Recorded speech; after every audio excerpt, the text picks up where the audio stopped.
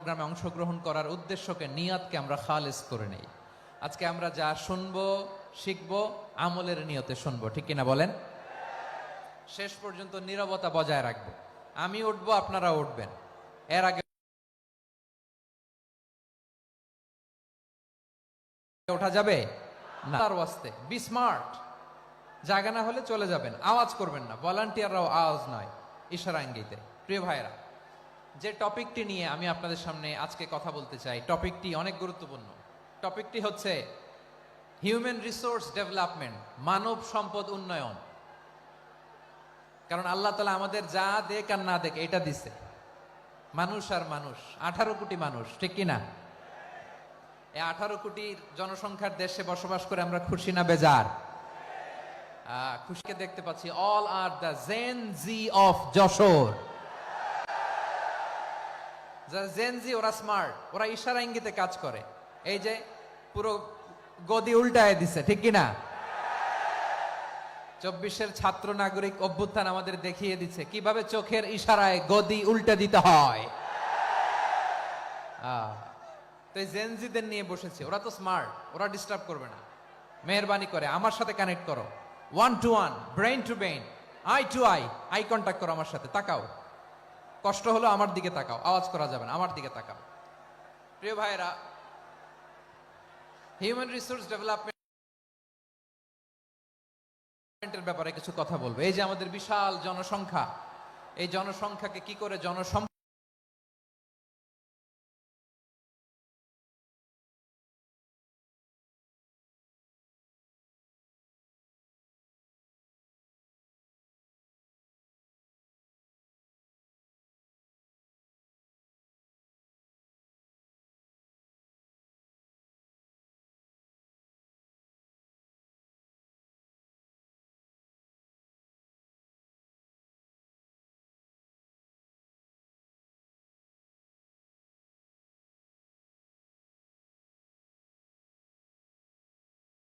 সম্পদে রূপান্তরিত করা যায় এ ব্যাপারে কথা বলি। সূরাতু বনী ইসরাইলের 70 নম্বর আয়াত তেলাওয়াত করেছি। এই আয়াতের আলোকে কিছু কথা আমি আপনাদের সামনে বলবো। আল্লাহ তাআলা ইরশাদ করছেন,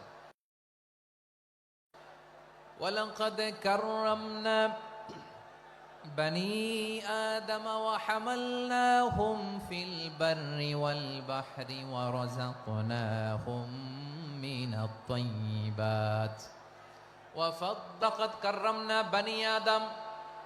আমি বনী আদমকে সম্মানিত করেছি, বনী আদমকে মর্যাদা দিয়েছি। ওয়া হামালনাহুম ফিল বাররি ওয়াল বাহর, বনী আদমকে জলে স্থলে, স্থলে এবং সমুদ্রে চলাচলের বাহন দিয়েছি। ওয়া রাযাকনাহুম মিনাত তাইয়্যিবাত,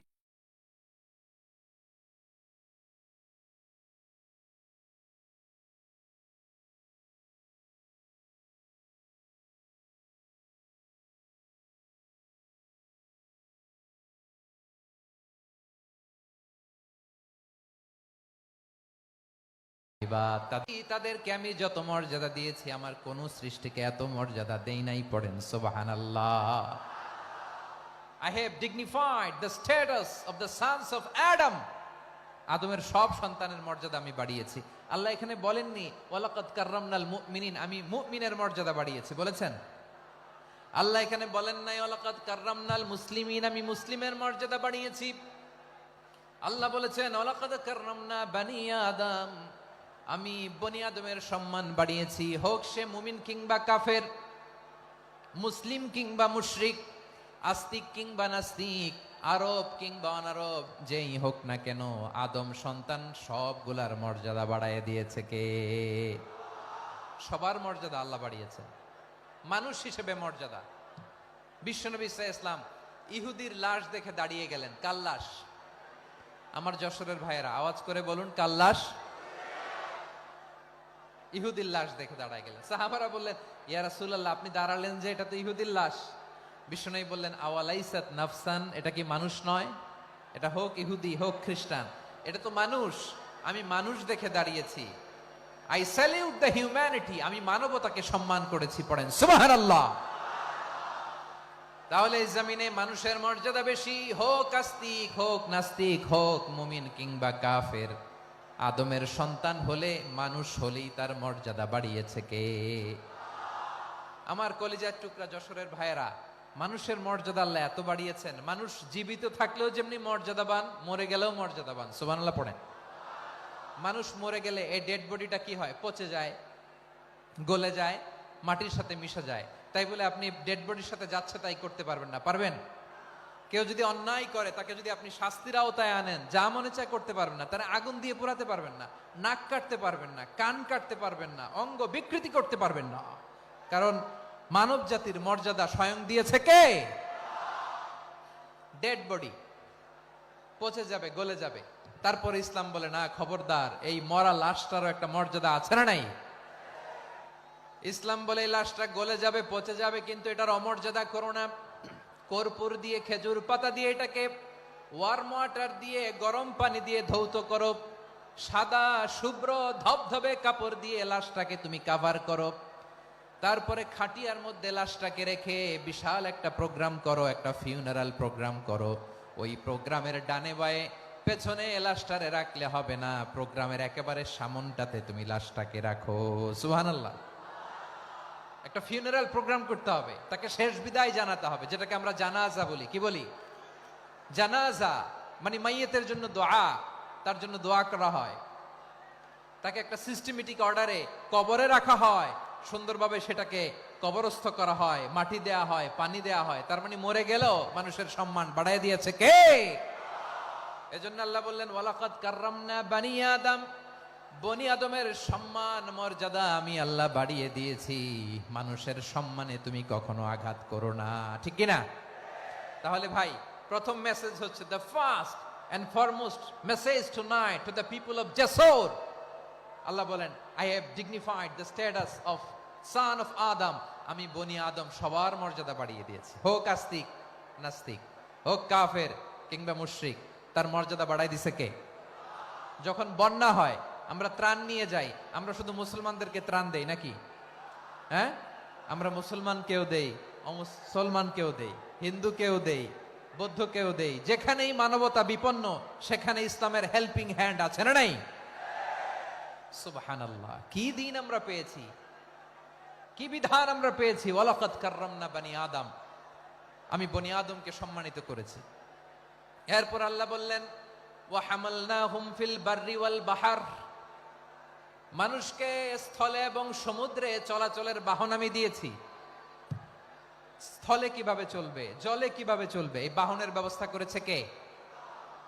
এই জেনজি, এই সামড়া, ইরাম করতেছো কিসের জন্য? হ্যাঁ, ইরাম করলে চলবি? হ্যাঁ, বস বস বস বস। আওয়াজ করতেছো কেন? দিবা না, কথা বলতে দিবা না আমাকে?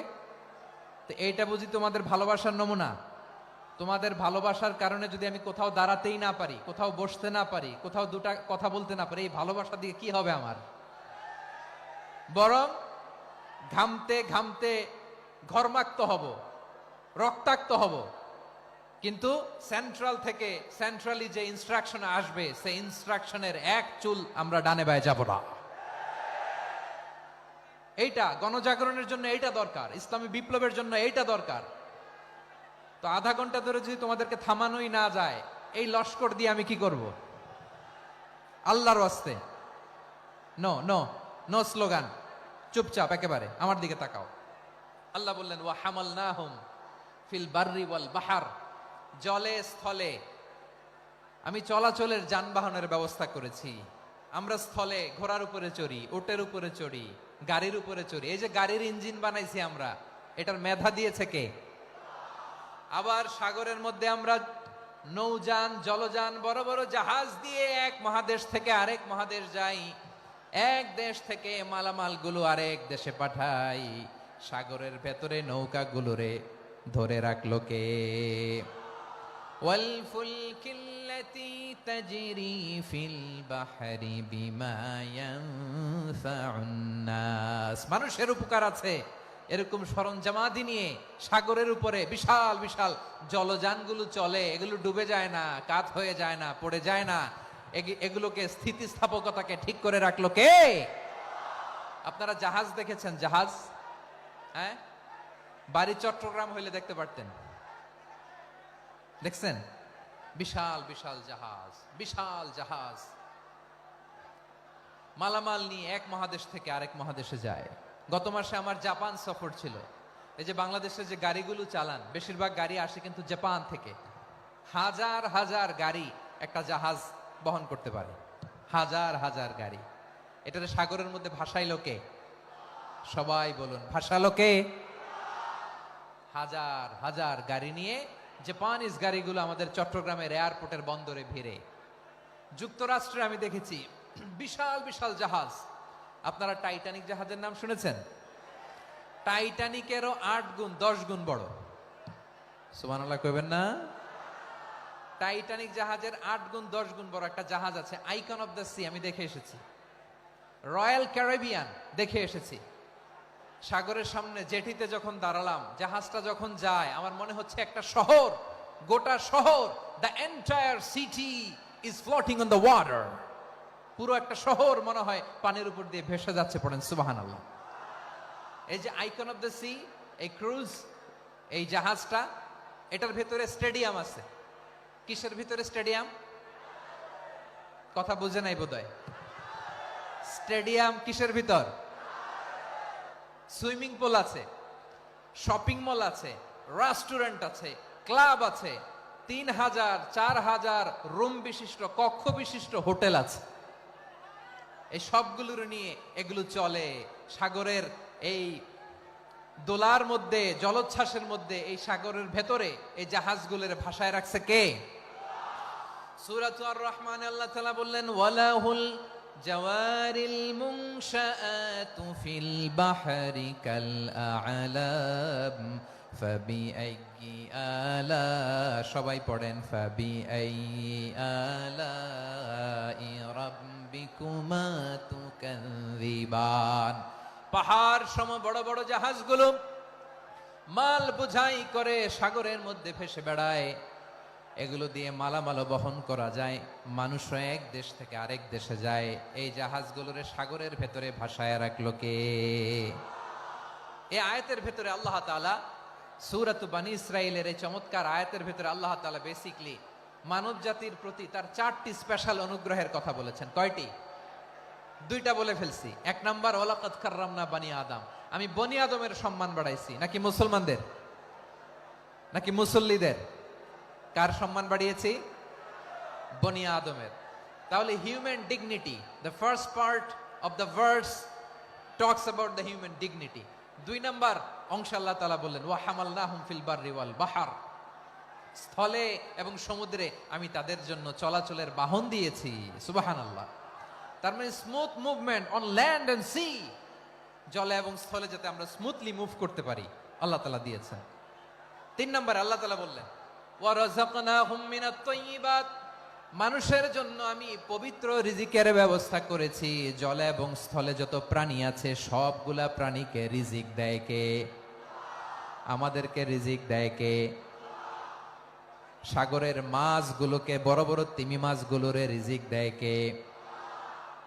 বাতাসের মধ্যে ভেসে বেড়ানো বড় বড় পাখিগুলো, স্ক্যান্ডিনেভিয়ান কান্ট্রি থেকে লক্ষ লক্ষ কোটি কোটি পাখিগুলো যে এক দেশ থেকে আরেক দেশে ট্রান্সফার হয়, এগুলোর রিজিক দেয় কে? রব্বুল আলামিন বলেন, ওয়ামা মিন দাব্বাতিন ফিল আরদি ইল্লা আলাল্লাহি রিজকুহা ওয়া ইয়ালামু মুস্তাকাররাহা ওয়া মুস্তাওদাআহা কুল্লুম ফি কিতাবিম মুবিন। আল্লাহু আকবার। রব্বুল আলামিন বলেন, ভূপৃষ্ঠে বিচরণশীল যত প্রাণী আছে সব প্রাণীগুলোকে আমি আল্লাহ আমার নিজের কুদরতে রিজিকের বন্দোবস্ত করি। এই প্রাণীগুলো কোথায় থাকে, কোথায় যায়, সব জায়গায় আমি রিজিক পৌঁছে দেই। রিজিক কেউ দিতে পারে না, রিজিকের মালিক কে? রিজিকের মালিক তিনি আল্লাহ। এজন্য আল্লাহ তাআলা বললেন, ওয়া রাযাকনাহুম মিনাত তাইয়্যিবাত। এরপর আল্লাহ বললেন, ওয়া ফাদ্দালনাহুম আলা কাসীরিম মিম্মান খালাকনা তাফদীলা। আমি যত প্রাণী সৃষ্টি করেছি সকল প্রাণীর মধ্যে মানুষের মর্যাদা, শ্রেষ্ঠত্ব আমি দিয়েছি। সুবহানাল্লাহ পড়েন। তাহলে এক নম্বরে আল্লাহ বললেন আমি বনি আদমের মর্যাদা বাড়ালাম। এরপরে বললেন স্থলে এবং সমুদ্রে চলাচলের জন্য যানবাহন দিলাম। 3 নম্বরে আল্লাহ বললেন পবিত্র রিজিকের ব্যবস্থা করে দিলাম। এরপরে আল্লাহ বললেন যত প্রাণী আছে সৃষ্টি আছে সবগুলার উপরে আমি মানুষকে শ্রেষ্ঠত্ব দিলাম। সুবহানাল্লাহ। তাহলে সবচেয়ে বেশি শ্রেষ্ঠত্ব মানুষের। কার? মানুষের। শুধু তাই নয় প্রিয় ভাইরা, আকাশ এবং জমিনে যা কিছু আছে সবকিছু মানুষের জন্য, মানুষের কল্যাণে, মানুষের প্রয়োজনে, মানুষের বশীভূত করে সৃষ্টি করেছেন কে? রব্বুল আলামিন বলেন হুয়াল্লাযী খালাকা লাকুম মা ফিল আরদি জামিআ। এই জমিনের মধ্যে যা কিছু আমি আল্লাহ সৃষ্টি করেছি সব কিছু আমি মানুষের জন্য সৃষ্টি করেছি। পড়েন সুবহানাল্লাহ।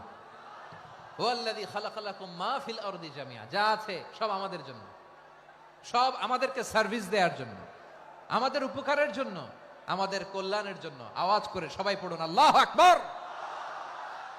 অন্য আয়াতে আল্লাহ বললেন ওয়াসাখখারা লাকুম মা ফিস সামাওয়াতি ওয়া মা ফিল আরদি জামিআম মিন ইন্না ফি যালিকা লাআয়াতিন লিকাউমিন ইয়াতাফাক্কারুন।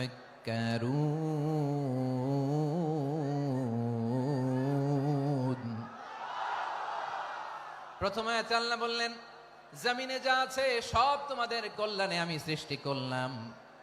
এরপরে আল্লাহ বললেন আকাশেও যা আছে সব তোমাদের জন্য সৃষ্টি করলাম, তোমাদের অনুগত বানায় দিলাম। পড়েন সুবহানাল্লাহ। মানুষের কি ব্রেইন দেখেন, মানুষ জমিন ছেড়ে আকাশে চলে যায়। পাখি দেখে মানুষের শখ হলো পাখি যেহেতু উঠতে পারে আমরাও পারবো। অরবিল রাইট, উইলবার রাইট, দুই ভাই মিলে আঁকাঝোঁকা করতে করতে করতে করতে প্লেন বানায় ফেললো। কারণ সুবহানাল্লাহ। এখন পাখিও ওরে আমরাও ওরি। এরপরেই মানুষের কৌতূহল থামে না এখানে। মানুষ চলে গিয়েছে চাঁদে। কোথায় গেছে? এখন কিন্তু চাঁদে জমি বিক্রি হয় জানেন। পৃথিবী নিয়ে মারামারি শেষ। রাশিয়া আমেরিকা এখন ধরছে চাঁদ আর মঙ্গল গ্রহ। এখন চাঁদে জমি বিক্রি হয়, মঙ্গলে জমি বিক্রি হয়। এই চাঁদ, মঙ্গল, বৃহস্পতি, শনি সব আল্লাহ তাআলা আমাদের জন্য বানিয়েছেন। সুবহানাল্লাহ পড়েন। মানুষ সাগরের উপরে চড়ে, শূন্যে ভেসে বেড়ায়, পাহাড় কেটে সুড়ঙ্গ বানায়, টানেল বানায়। মানুষ ব্রডব্যান্ডের লাইন নিয়ে যায় সাগরের ভেতর দিয়ে এক দেশ থেকে আরেক দেশে, এক মহাদেশ থেকে আরেক মহাদেশে। সুবহানাল্লাহ পড়েন। তার মানে গোটা বিশ্বের সব কিছুর উপরে control, superiority over all creatures, সবকিছুর উপর কন্ট্রোল, মনিটরিং, নিয়ন্ত্রণ এটা প্রতিষ্ঠা করে দিয়েছে কে? এজন্যই মানুষের শ্রেষ্ঠত্ব। ওয়ালাকাদ কাররামনা বানি আদম, আমি বনি আদমের সম্মান বাড়িয়েছি, মর্যাদা আমি বাড়িয়ে দিয়েছি এই কারণে, কারণ মানুষ সবকিছুর উপর নিয়ন্ত্রণ নিতে পারে। মানুষকে নিয়ে এই কোরআনের সব আলোচনা, মানুষকে নিয়ে এই কোরআনের সব। তাই কোরআনের কেন্দ্রীয় আলোচ্য বিষয় হচ্ছে মানুষ। কোরআনের কেন্দ্রীয় আলোচ্য বিষয় কি? যশোরের ভাইয়েরা বুঝে থাকলে সবাই বলবেন কোরআনের কেন্দ্রীয় আলোচ্য বিষয় কি? এই যে আমি মূল আলোচনায় যাচ্ছি এখন। কেন মানুষ কোরআনের কেন্দ্রীয় আলোচ্য বিষয়? এই যে ভাইয়েরা, এই যে হাত জোর করে, এই যে Jessore Gen Z, the smart people of Jessore, হাত জোর করে বলতেছে, হাত জোর করে তোদের কাছে আল্লাহর দোহাই লাগে, স্টপ স্টপ। শুরুতে একবার বলেছে জায়গা না হলে আস্তে আস্তে ধাক্কা দিবা, সামনে না পিছনে দিয়ে দিয়ে বেরোয় চলে যাও। এলইডিতে দেখো, এই যে আল্লাহর ওয়াস্তে জায়গা না হলে ওদিকে যাও। কোরআনের মাহফিলে বিশৃঙ্খলা, এটা কাফিরদের আলামত। কাফিররা শীষ দিত, শীষ। বিশ্বনবী কোরআনের তাফসির করলে কাফিররা শীষ দিত আর ক্ল্যাপিং করত, হুইসেল এন্ড ক্ল্যাপিং। তো আমরা কি এখানে বিশৃঙ্খলা করতে আসছি? তো বারবার থামানো লাগে কেন? কোনো আওয়াজ হবে না, বললাম তো স্টপ। আওয়াজ করে বলুন কোরআনের কেন্দ্রীয় আলোচ্য বিষয় কি? সবাই বলেননি। এতগুলো মানুষ উত্তর দিলে এতটুকু আওয়াজ হয়, অন্তত আমি বিশ্বাস করি না। যশোর আওয়াজ করে বলো কোরআনের কেন্দ্রীয় আলোচ্য বিষয় কি? মানুষ। এই মানুষ কোরআনের কেন্দ্রীয় আলোচ্য বিষয়। মানুষকে আল্লাহ স্বাধীনতা দিয়েছেন। ফামান শাআ ফালইউমিন ওয়া মান শাআ ফালইয়াকফুর। চাইলে মুমিন হতে পারো, চাইলে কাফের হতে পারো, তোমার ইচ্ছা। তবে জেনে রাখো, মুমিন হলে পাবা জান্নাত, কাফির হলে পাবা জাহান্নাম। নাও দ্য ডিসিশন ইজ ইয়ার্স। সিদ্ধান্ত তোমার, জান্নাতে যাবা না জাহান্নামে যাবা। যশোরের ভাইয়ের আওয়াজ করে বলুন, কই যেতে চান, জান্নাতে না জাহান্নামে? ডান দিকে না বাম দিকে? ডানপন্থী না বামপন্থী? চিল্লা চিল্লি না চুপচাপ? চুপচাপ কয়ে আবার চিল্লাচিল্লি শুরু করে দিচ্ছে। মাশাআল্লাহ। তাহলে কোরআনের কেন্দ্রীয় আলোচ্য বিষয় মানুষ। আমার সাথে থাকতে হবে, তোমাদেরকে নিয়ে আমি আলোচনা শেষ পর্যন্ত যাব। অনেক গুরুত্বপূর্ণ কথা বাকি আছে, আমাকে সহযোগিতা করতে হবে। মাশাআল্লাহ, এই তো ঠান্ডা হয়েছে। হ্যাঁ, ঠিক আছে ঠিক আছে ঠিক আছে।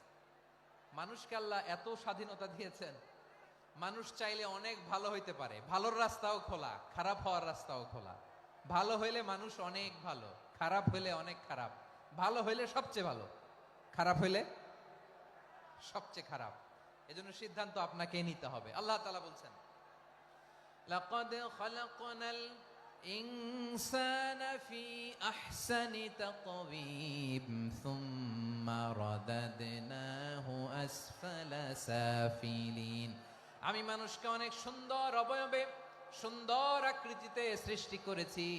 তার শুধু চেহারার ডিজাইনটাই সুন্দর নয়, তার ব্রেনটা বড্ড সুন্দর, তার মানসিকতা বড্ড সুন্দর, তার সৃজনশীলতা বড্ড সুন্দর। পড়েন সুবহানাল্লাহ। আমাদের চেহারা, অবয়ব, ডিজাইন যে সুন্দর তা না, আমাদের ব্রেনটা অনেক সফিস্টিকেটেড ব্রেন, অনেক সফিস্টিকেটেড। এই 1.5 কেজি ব্রেন ইউজ করে মানুষ গোটা বিশ্ব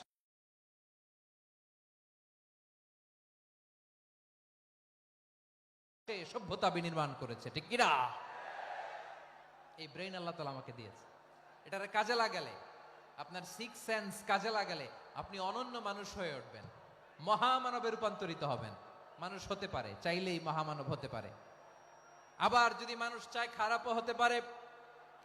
আল্লাহ বললেন শুধু ভালোই না, ভালো হতে চাইলে অনেক ভালো তুমি হতে পারো, আবার খারাপ হতে চাইলে অনেক খারাপ তুমি হতে পারো। সুম্মা রাদাদনাহু আসফালা সাফিলিন।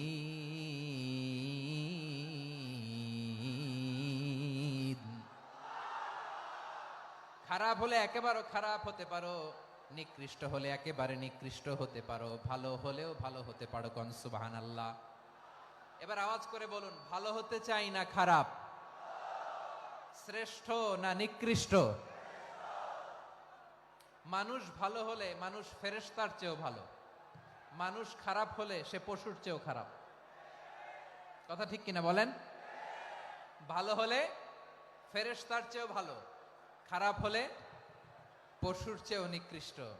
তার মানে শ্রেষ্ঠত্বে মানুষ, শ্রেষ্ঠত্বে ফেরেশতাকে হার মানায়, আর অধপতনে শ্রেষ্ঠত্বে ফেরেশতাকে ছাড়িয়ে যায়, আর অধপতনে পশুকেও হার মানায়। আই রিপিট, আমি আবারও বলছি, মানুষ শ্রেষ্ঠত্বে ফেরেশতাকে ছাড়িয়ে যায়, আর অধপতনে সে পশুকেও হার মানায়। আওয়াজ করে বলতে হবে, ঠিক কিনা? এটার প্রমাণ কি? মানুষ শ্রেষ্ঠ হইলে যে ফেরেশতার চেয়েও সেরা, তার প্রমাণ কি? আল্লাহ তাআলা বলছেন, ওয়া ইয কুলনা লিল মালাইকাতি ইসজুদু লি আদম ফাসাজাদু ইল্লা ইবলিস আবা ওয়াস্তাকবারা ওয়া কানা মিনাল কাফিরিন। আল্লাহ বলেন, স্মরণ করো সে সময়ের কথা যখন আমি ফেরেশতাদেরকে বললাম, ও ফেরেশতারা আদমকে সেজদা দাও।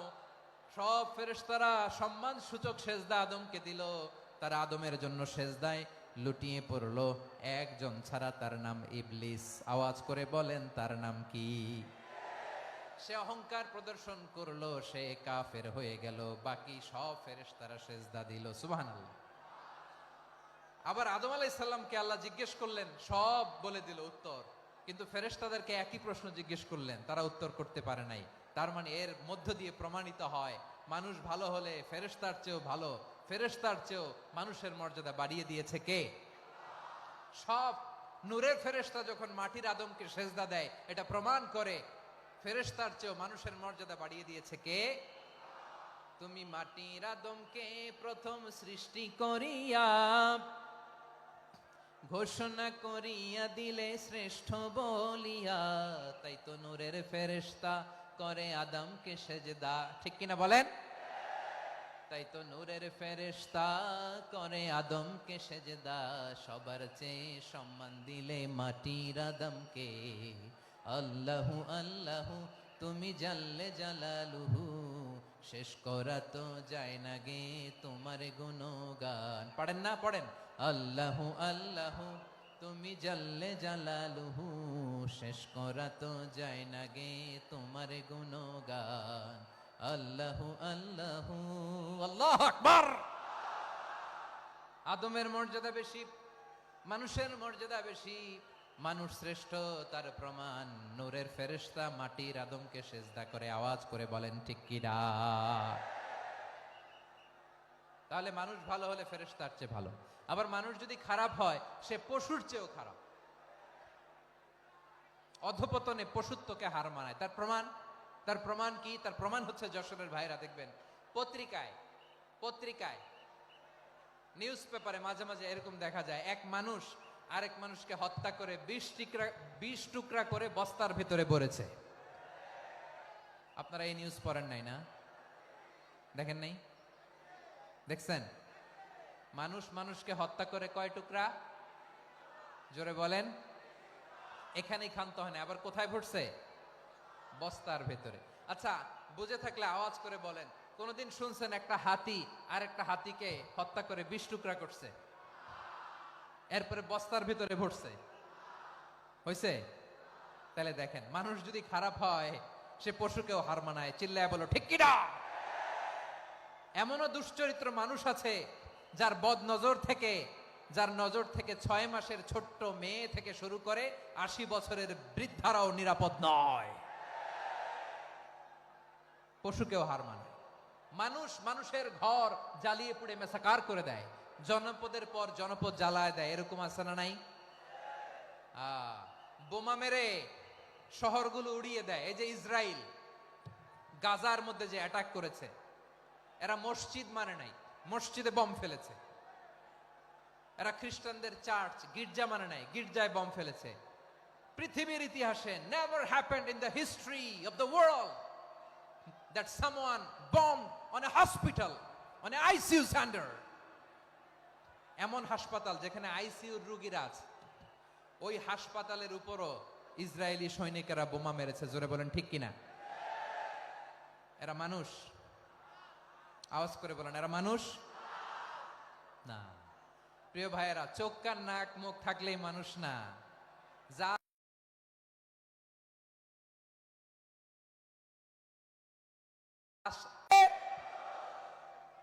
এই দুনিয়া এখন তো আর সেই দুনিয়া নাই, মানুষ নামের মানুষ আছে দুনিয়া বোঝাই, সেই মানুষের ভিড়ে আমার আসল মানুষ নাই। ঠিক কিনা? আসল মানুষের বড্ড অভাব, আসল মানুষের বড্ড অভাব। আমার ভাইয়েরা, মানুষ খারাপ হলে পশুকেও হার মানায়। আচ্ছা, আওয়াজ করে বলেন, এই যশোরের ছেলেরা এদিক তাকাও, আওয়াজ করে বলো, যে ইসরায়েলি সোলজাররা উপর থেকে বোমা মারলো তারাও মানুষ? তারাও কি? ওরাও রক্তে মাংসে মানুষ, ওদেরও পরিবার আছে। বোমা মেরে যেই মেয়েটাকে তারা অনাথ বানায়, ইয়াতিম বানায়, ও কিন্তু বাসায় ওর মেয়েটাকে রেখে আসছে। ঠিক কিনা বলেন? বম্বিং করে যে বাবাকে মেরে, স্বামীকে মেরে স্ত্রীকে বিধবা বানায়, তারও ঘরে স্ত্রী আছে। উপর থেকে বোম মেরে মানুষ মেরে দিচ্ছে, তারাও মানুষ। 1945 সালের 6ই আগস্ট আমেরিকান সোলজাররা হিরোশিমায় বম মেরেছে। আমি নিজে দেখে এসেছি জাপানের হিরোশিমাতে। সকাল 8:15 মানুষ কেউ অফিসে যাচ্ছিল, কেউ খেতে খামারে কাজ করতে যাচ্ছিল। লিটল বয় নামে একটা বোম মেরেছে তারা। এই বোমের আঘাতে, পারমাণবিক এই বোমার রেডিয়েশনে আঘাতে, বোম ব্লাস্ট হওয়ার পরে মুহূর্তের মধ্যে 1,40,000 নাই। উপর থেকে যারা মারতেছে এরাও মানুষ, যাদেরকে মারলো তারাও। তার মানে মানুষে মানুষে পার্থক্য আছে না? নেই? মানুষে মানুষে পার্থক্য আছে। নাক কান চোখ মুখ থাকলেই মানুষ নয়। বাড়ছে জনসংখ্যা, কমছে মানুষ, চিল্লায় বলো ঠিক কিনা? তাহলে আমরা বুঝলাম মানুষ ভালো হলে অনেক ভালো, খারাপ হলে অনেক খারাপ। ও আমার কলিজার টুকরা যশোরের ভাইয়েরা, আসুন না 3 দিন ব্যাপী এই তাফসিরুল কোরআনের ঐতিহাসিক প্রোগ্রাম থেকে আমরা সিদ্ধান্ত নেই, আমরা ভালো মানুষ হব নাকি খারাপ মানুষ হব? কলিজা থেকে, প্রাণ থেকে আওয়াজ করে সবাই বলুন, ভালো মানুষ নাকি খারাপ মানুষ? ভালো মানুষ হইতে হবে। ভালো মানুষ যারা জগৎটাকে এনলাইটেন করবে, যারা এনলাইটেন করবে, যারা সত্যের বীর সেনানী হয়ে দাঁড়াবে, যারা সত্যের পক্ষে কথা বলবে, যারা জালিমের মসনদকে ভেঙে খান খান করে দেবে, এরকম হওয়ার দরকার আছে না নাই? এরকম ভালো মানুষ আমরা হতে চাই কি চাই না? মানুষকে যত্ন নিলে মানুষ যে কত ভালো হয় আপনি কল্পনাও করতে পারবেন না। এই যে আপনাদের যশোরে যে ভালো ছেলেগুলো আছে, যে ভালো তরুণগুলো আছে, যে যুবকগুলো আছে, যে ভালো আলেমরা আছে, ভালো নেতারা আছে, সবাই যদি তাদের মতো হতো, পুরো যশোরটা একটা জান্নাতের টুকরা হয়ে যেত। আওয়াজ করে বলেন ঠিক কিনা?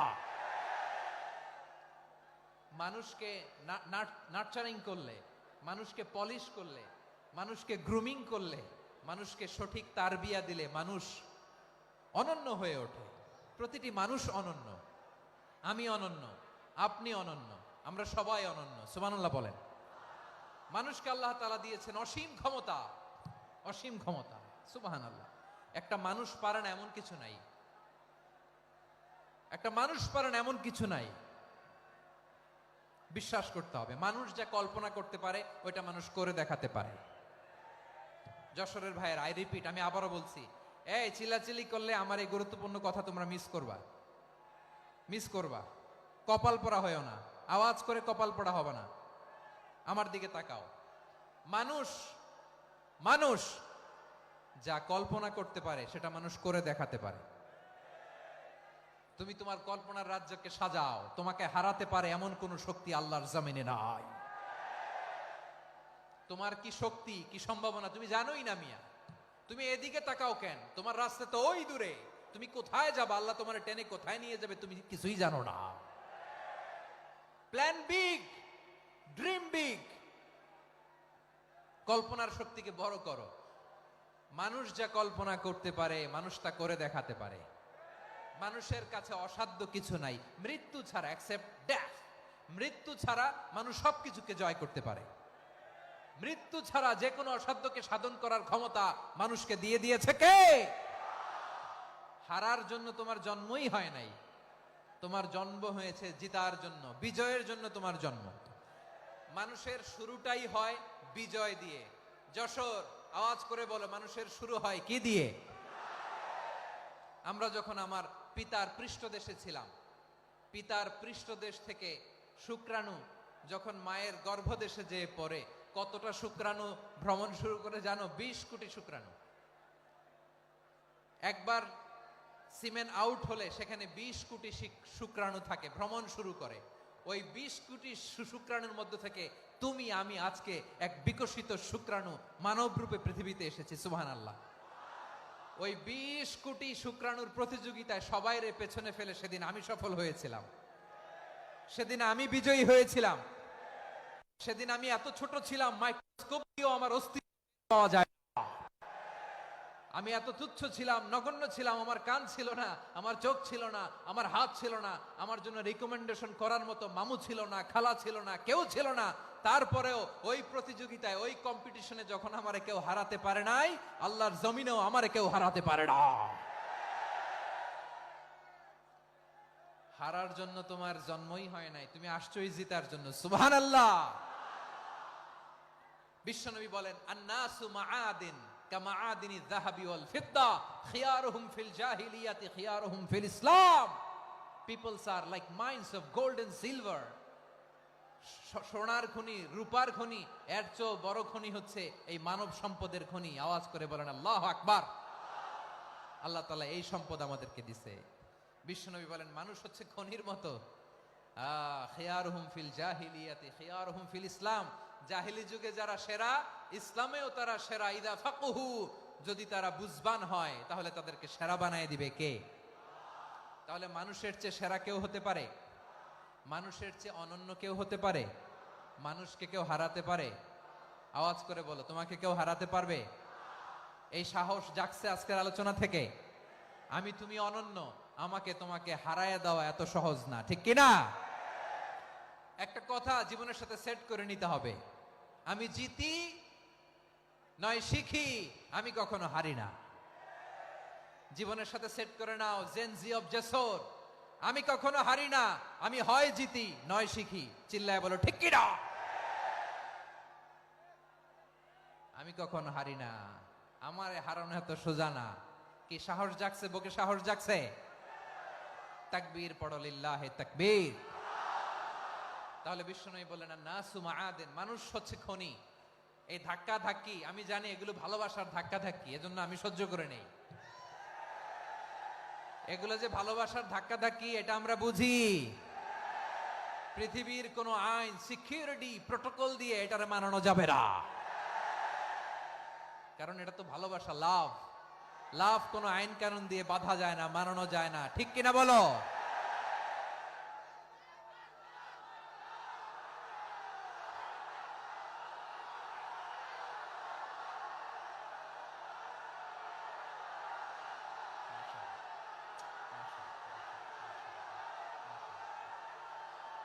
ঠিক আছে, বসুন বসুন বসুন। আল নাসু মাআদিন, মানুষ হচ্ছে খনি, এই খনির যত্ন নিতে হবে। আমার মা বাবা যারা এসেছেন, আপনার ছেলে মেয়ের যত্ন নেন। আপনার ছেলের মধ্যে যে কি পটেনশিয়াল আপনি জানেন না। আপনার এই ছোট্ট অবুজ ছেলেটাই আগামী দিনের শায়েখ আহমদুল্লাহ হবে। আপনার হেফসখানায় পড়া ওই ছোট্ট ছেলেটাই আগামী দিনের আল্লামা মামুনুল হক হবে। আপনার ওই ছেলেটা আমির হামজা হবে, আব্দুল হাই সাইফুল্লাহ হবে। এভাবে বড় বড় আলেম হবে, তারা যুগশ্রেষ্ঠ আলেম হবে। সেই একদিন এই বাংলাদেশের পার্লামেন্টে যে বক্তব্য দিয়ে যশোরের পক্ষে কথা বলবে। আপনি জানেন না, কাউকে ছোট করবেন না আপনি, ওর কনফিডেন্স আপনি কমাবেন না, আপনি কমাতে পারেন না। প্যান্ডেলে আমার যে মা বোনেরা আছেন, ছেলে মেয়েদেরকে কখনো ছোট করে কথা বলবেন না। ও যে কোথায় যাবে আপনি জানেন না, আপনি মা হয়ে তাকে সাহস দিবেন, তার কল্পনার জগৎটাকে সাজাতে তাকে উৎসাহিত করবেন, ঠিক কিনা বলেন? আর আমার প্যান্ডেলের আমার প্রিয় শ্রদ্ধাশীলা মায়েরা বোনেরা, আপনারা তো আরো দামি সম্পদ। বিশ্বনবী বলেন আর দুনিয়া কুল্লুহা মাতা। আল্লাহ আল্লাহ আল্লাহ, বিশ্বনবীর কথার ওজন দেখেন। আর দুনিয়া কুল্লুহা মাতা ওয়া খায়রু মাতা'আদ দুনিয়াল মারআতুস সালিহা। বিশ্বনবী বলেন দুনিয়ায় যা দেখো সব আল্লাহর দেওয়া অ্যাসেট, মানে সম্পদ। আর এত অ্যাসেটের ভিড়ে সবচাইতে শ্রেষ্ঠ সম্পদ হচ্ছে নেককার নারী। সুবহানাল্লাহ। ভাইয়েরা বোনের সাথে খারাপ আচরণ করো না, সন্তান মায়ের সাথে খারাপ আচরণ করো না। আমাদের মায়েরা আমাদের asset, they are our priceless asset. কারণ এই মায়েদের পেটে এসেছে আল্লাহর ওলিরা, এই মায়েদের পেটে এসেছে খান জাহান আলী, এই মায়ের পেটে এসেছে শাহজালাল ইয়ামানি, এই মায়ের পেটে এসেছে আল্লাহর সব নবীরা। নাকি নবীরা আকাশ থেকে ধপ করে জমিনে নেমে আসছে? মায়ের পেটে আসছে। এই মায়ের পেটগুলো খনি। আমার সম্মানিতা মায়েরা বোনেরা, নিজেকে ইসলাম দিয়ে সাজান, নিজেকে ইসলাম দিয়ে সাজান, নিজেকে পবিত্র রাখুন, নিজের আব্রু ইমান ইজ্জতের হেফাজত করুন, কোরআন পড়ুন, সুন্নাহ পড়ুন। আপনি জানেন না আপনার গর্ভে কে আসছে, কোন ক্ষণজন্মা পুরুষকে আল্লাহ তাআলা আপনার গর্ভে পাঠাবে আপনি জানেন না। মায়েরা নিজেদেরকে পবিত্র রাখুন, ইসলাম চর্চা করুন, কোরআন চর্চা করুন, নৈতিকতা দিয়ে নিজেকে সাজান। যশোরের জেনজি, নিজেদেরকে প্রস্তুত রাখো আগামীর বাংলাদেশের জন্য। নৈতিকতা, মোরালিটি, ভ্যালিউজ দিয়ে নিজেকে সাজাও, ইসলাম দিয়ে নিজেকে সাজাও। কারণ আগামীর বাংলাদেশ ইসলামের বাংলাদেশ। বাংলাদেশের আসল পরিচয় ইসলাম। বাংলাদেশের আসল পরিচয় কি? সবাই বলে না। বাংলাদেশের আসল পরিচয় কি? এই ইসলাম নিয়ে আমরা সংসদ ভবন সাজাবো, রাজি আছি না নাই? শেকড় ভুলে যাওয়া যাবে না। আমরা ধাপে ধাপে শারিয়া আইনের দিকে যাব ইনশাআল্লাহ, কিন্তু জঙ্গিবাদ দিয়ে নয়, কট্টরপন্থা দিয়ে নয়। আমরা ইন্টেলেকচুয়ালি গ্রাজুয়ালি ধাপে ধাপে শারিয়া আইনের দিকে মুভ করব ইনশাআল্লাহ। বলো লিল্লাহি তাকবীর। এদেশের আসল পরিচয় সবাই বলে না, আওয়াজ করে, এদেশের আসল পরিচয়। এদেশে আজান শুনে সূর্য ওঠে শহর গ্রামে, এদেশে আজান শুনে সূর্য ডোবে সন্ধ্যা নামে, এদেশে সকল কাজে সবাই বলে বিসমিল্লাহ, এদেশে ভালো কিছু দেখে শুনে হাসি মুখে সবাই বলে মাশা আল্লাহ। সুবহানাল্লাহ সুবহানাল্লাহ সুবহানাল্লাহ সুবহানাল্লাহ সুবহানাল্লাহ সুবহানাল্লাহ সুবহানাল্লাহ সুবহানাল্লাহ। ও নবীন তরুণ তোমার কিসের এত ভয়, জেনে রেখো বাংলাদেশের আসল পরিচয়। বাংলাদেশের আসল পরিচয় ইসলাম। আওয়াজ তুলে বলো, আসল পরিচয় কি? এদেশে পরস্পরে দেখা হলে দেয় সালাম, এদেশে আমজনতার হৃদয় জুড়ে পাক্কালাম, ঠিক কি না? এদেশে বিপদ এলে সর্বজনে সর্বক্ষণে দোয়া পড়ে ইন্না লিল্লাহ সুবহানাল্লাহ সুবহানাল্লাহ সুবহানাল্লাহ সুবহানাল্লাহ। এদেশে আজান শুনে সূর্য ওঠে শহর গ্রামে, এদেশে আজান শুনে সূর্য ডোবে সন্ধ্যা নামে, এদেশে সকল কাজে সবাই বলে বিসমিল্লাহ, এদেশে ভালো কিছু দেখে শুনে হাসি মুখে সবাই বলে মাশা আল্লাহ। সুবহানাল্লাহ, আওয়াজ করে সুবহানাল্লাহ সুবহানাল্লাহ সুবহানাল্লাহ সুবহানাল্লাহ। সবাই একসাথে সুবহানাল্লাহ সুবহানাল্লাহ সুবহানাল্লাহ সুবহানাল্লাহ। এদেশের আসল পরিচয় কি? আওয়াজ করে বলতে ভয় লাগে। এদেশের আসল পরিচয় কি? ইসলাম দিয়ে আমাদের সংসদ ভবন চলুক, আমরা চাই কি চাই না? বঙ্গভবনে লা ইলাহা ইল্লাল্লাহর পতাকা উড়ুক, আমরা চাই কি চাই না? প্রতিটি জেলা অফিসে, ডিসি অফিসে লা ইলাহার পতাকা ঝুলুক, আমরা চাই কি চাই না? কারা কারা চাই হাত তুলে আল্লাহরে দেখায়।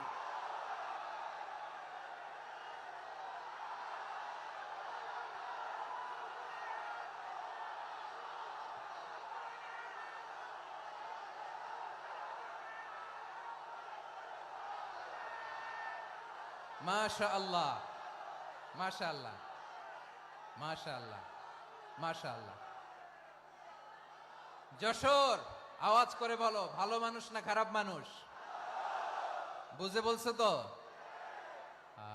মানুষ ভালো হলে যে কত ভালো। এই মানুষকে যত্ন নিলে, মানুষকে মানুষ বানালে যে সে কি হতে পারে শুনবা? হ্যাঁ, নাকি মোনাজাত দিয়ে দিব? শুনবা? তাহলে থামতে হবে। থামো, আমি যখন বলবো থামো থামো, তাকবীরের সময় দিলে তাকবীর, থামো থামো। মানুষকে যত্ন নিলে, হ্যাঁ এদিকে এদিকে, ড্রোন নামায় ফেলো, হয়েছে, ড্রোনের ফুটেজ হয়ে গেছে, এবার ড্রোন নামায় ফেলো, আমার দিকে তাকাও। মানুষকে, তোমরা এদিক সেদিক তাকালে তো গুরুত্বপূর্ণ পয়েন্ট মিস হয়ে যাবে। এদিকে এদিকে, হ্যাঁ মাশা, ঠিক আছে, এদিকে। মানুষকে যত্ন নিলে মানুষের মধ্যে যারা কি পটেনশিয়াল রেখেছে, আমি জাপানের দুইটা উদাহরণ দেই। জাপানের, এই এই এভাবে এভাবে হবে, হয় বসো নয় পেছনে, কথা নাই, কথা তো বলাই যাবে না, হারাম কথা বলা আজকে, একেবারে চুপ। আজকের জন্য হারাম করে দিছি আমি, কিছু সময়ের জন্য একেবারে নিষিদ্ধ। জাপানের দুইটা উদাহরণ দেই, খেয়াল করে একটু শুনেন, বুঝবেন। আল্লাহ, 2022 সালে জাপানের সাথে জার্মানির খেলা, ফিফা ওয়ার্ল্ড কাপ 2022। এক পক্ষে জাপান, আরেক পক্ষে কোন দেশ? কথা শোনে নাই। এক পক্ষে কোন দেশ? আরেক পক্ষে সবাই। এক পক্ষে, আরেক পক্ষে।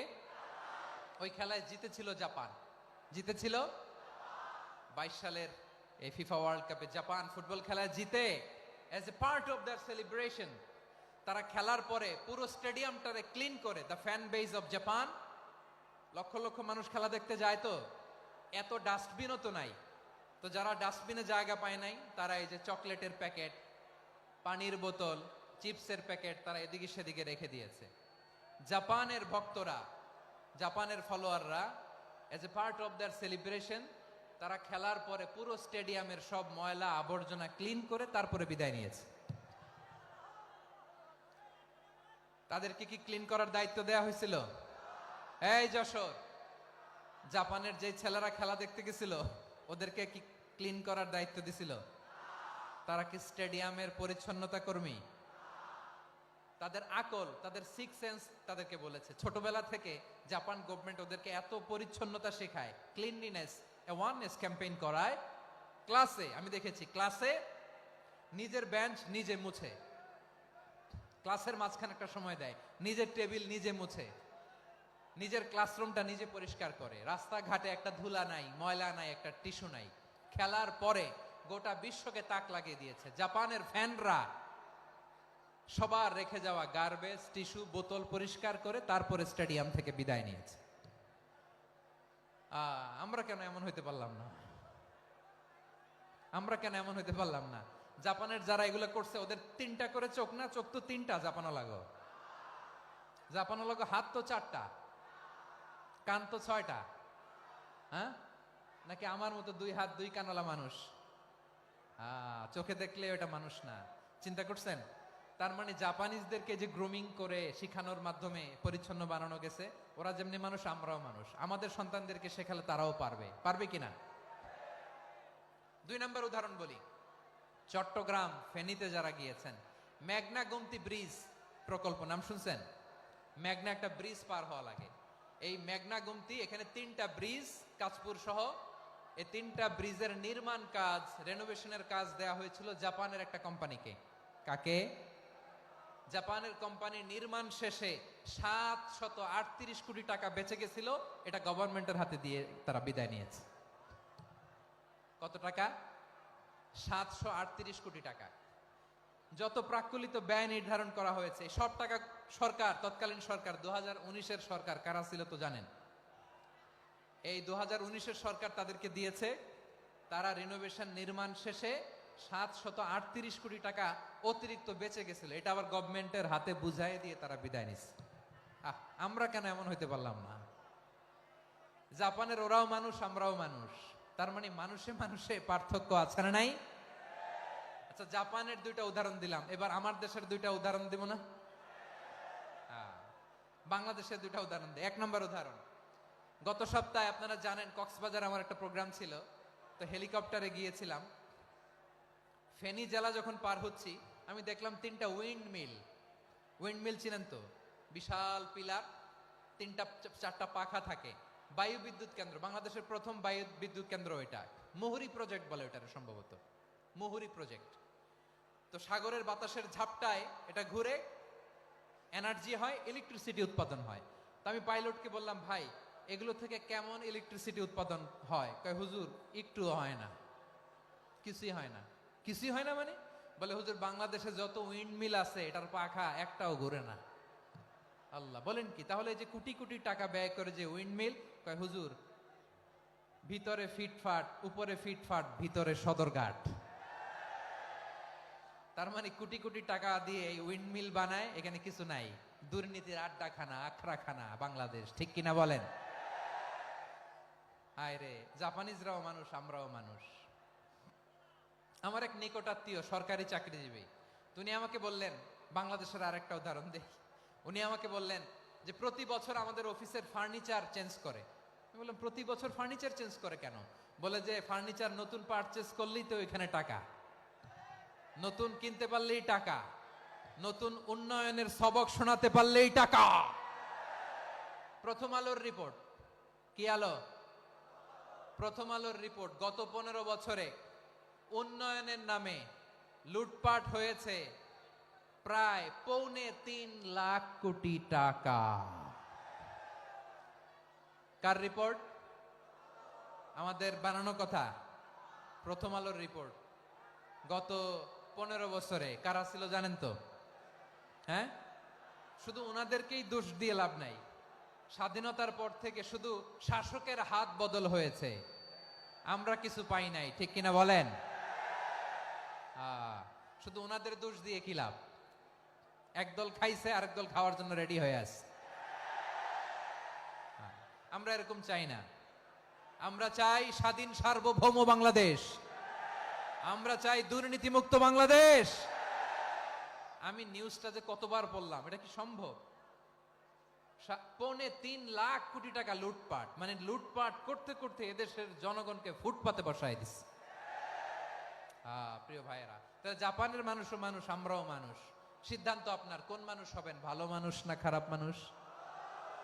আজকের আলোচনার বিষয় হচ্ছে মানব সম্পদের উন্নয়ন, human resource development. It's a process to increase the capacity of knowledge, skill, capacity of the people of a country. একটা দেশের মানুষের জ্ঞান, তাদের দক্ষতা কি করে বাড়ানো যায়, বাড়িয়ে দেশের উন্নয়ন করানো যায়, এটাই হচ্ছে মানব সম্পদ উন্নয়নের মূল কথা। তাহলে মানব সম্পদ হচ্ছে একটা দেশের সবচাইতে শক্তিশালী পুঁজি। প্রাকৃতিক সম্পদ, খনিজ সম্পদের চেয়েও দামি হচ্ছে মানব সম্পদ। আমার প্রিয় যশোর, প্রাকৃতিক সম্পদ, খনিজ সম্পদের চেয়ে দামি সম্পদ কি সম্পদ? আল্লাহ তাআলা দয়া করে আমাদেরকে এই মানব সম্পদ দিয়েছেন। আসুন আমাদের এই মানুষগুলোকে আমরা সোনার মানুষ বানাই। রাজি আছেন তো সবাই? রাজি আছেন? মানুষ পারে না এমন কোনো কিছু নাই, চাইলে সব পারে। এজন্য মানুষকে তারবিয়া দিতে হবে, যথাযথভাবে তাদেরকে গড়তে হবে। আসুন আমরা সিরাতের আয়নায় বিশ্বনবীর জীবনী থেকে দেখি তিনি কিভাবে হিউম্যান রিসোর্সকে ম্যানেজ করতেন। যদি আপনাদের সময় হয়, দু একটা উদাহরণ দিয়ে আজকে আমি আমার আলোচনার বিদায় নিব। হবে সময়, হবে কয়েক মিনিট। হ্যাঁ, শান্ত থাকবেন তো? শান্ত থাকবা? হ্যাঁ, ঠিক আছে। এই ধাক্কার মধ্যে ঢুকছে, এবার মজা বুঝতেছো তো? হ্যাঁ, মানা করছিলাম না? ঠিক আছে, টের পাও। হ্যাঁ, ঠিক আছে। যে আওয়াজ করবে আমি ওকে দেখতেছি, কে কে আওয়াজ করে দেখতেছি। শেষ কথা, শেষের দিকে চলে আসছি। বিষ্ণু ইসলাম কিভাবে হিউম্যান রিসোর্সকে ম্যানেজ করতেন, মজার কথা আছে কয়েকটা, বলে বিদায় নিব। বিশ্বনবী কিভাবে এই মানব সম্পদকে ম্যানেজ করতেন। বিশ্বনবী, he was a very good talent hunter, চৌকস ট্যালেন্ট হান্টার ছিল। কার মধ্যে কি ট্যালেন্ট আছে দেখলেই বুঝে ফেলতেন। সুবহানাল্লাহ পড়বেন না? কি নবী আমরা পেয়েছি! He was a very good talent hunter. আমার নবী, তিনি চৌকস ট্যালেন্ট হান্টার ছিলেন। কার মধ্যে কি প্রতিভা বের করতেন, ওই প্রতিভাকে ইসলামের কল্যাণে কাজে লাগাতেন। সুবহানাল্লাহ বলেন। যাকে যেই জায়গায় সেট করলে ভালো হবে তাকে ওই জায়গায় সেট করতেন। কয়েকজন সাহাবীর জীবনী শোনাই। আবু মাহজুরা রাদিয়াল্লাহু তাআলা আনহু, মক্কার মুয়াজ্জিন, আগে ছিল মুশরিক, পরে হইছে মুমিন। উনি কিভাবে মুমিন হইলেন এই ঘটনাটা একটু আপনাদের শোনাতে চাই। তা আপনাদের তো সময় নাই হাতে। হ্যাঁ, সময় আছে? এই জেনজি শেষ করে দিল আজকের প্রোগ্রামটা। 1 ঘন্টা ধাক্কা ধাক্কি করে কেমনে দাঁড়ায় আছে আমি বুঝলাম না।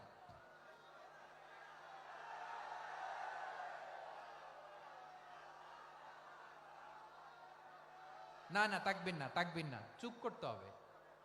What I need, you stop, just shut up, চুপ। হ্যাঁ, ঠিক আছে, এভাবে।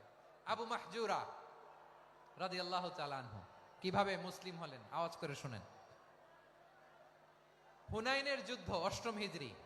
বিষ্ণু ইসলাম হুনাইনের যুদ্ধ শেষে ফিরতেছেন, পথিমধ্যে বেলাল রাদিয়াল্লাহু তাআলা আনহু, এই যে আবার কথা, আই রে আল্লাহ রে, এখানে ধাক্কা ধাক্কি কেন? চলে যাও, পেছনে যাও, যাও পেছনে যাও। কি আজীব তামাশা! যেখানে যায় এখানে ধাক্কা ধাক্কি, মারামারি, গায়ের উপরে, কাঁধের উপরে, শাউটিং। অনেক গুরুত্বপূর্ণ কথা পয়েন্ট করে নিয়ে আসে যে বলবো, এই শাউট করার কারণে প্রোগ্রামটাই নষ্ট করে দেয়। আসছে আমার ভালোবাসা দেখাইতে, প্রোগ্রামটাই শেষ করে দিয়ে চলে যায়। স্টপ। আবার কথা বল, স্টপ। হুনাইনের যুদ্ধে 8ম হিজরি। কত হিজরি? সবাই বলেন না একটু, কত হিজরি? অষ্টম হিজরিতে হুনাইনের যুদ্ধে রাসূল সাল্লাল্লাহু আলাইহি ওয়াসাল্লাম ফিরে আসতেছেন মদিনায়। পথিমধ্যে বেলাল রাদিয়াল্লাহু তাআলা আনহু আজান দিচ্ছেন। কি দিচ্ছেন? তো পাশে ছিল মুশরিকদের একটা পল্লী, কিছু মুশরিক তরুণ, কিছু অমুসলিম কিশোর, তারা আজানকে ব্যঙ্গ করতেছে। আমাদের বাংলায় মুখ ভেঙ্গানো বলে আর কি। বেলাল রাদিয়াল্লাহু তাআলা আনহু আজান দিচ্ছেন, ওই বাচ্চাগুলো মুশরিক, তো ওরা আজানকে ব্যঙ্গ করতেছে, বিকৃতি করে ওরাও আজান দিচ্ছে। উদ্দেশ্য হচ্ছে আজানকে নিয়ে ঠাট্টা করা। উদ্দেশ্য কি? ঠাট্টা করা। ব্যাপারটা মনে কষ্ট পাওয়ার মতো ব্যাপার না?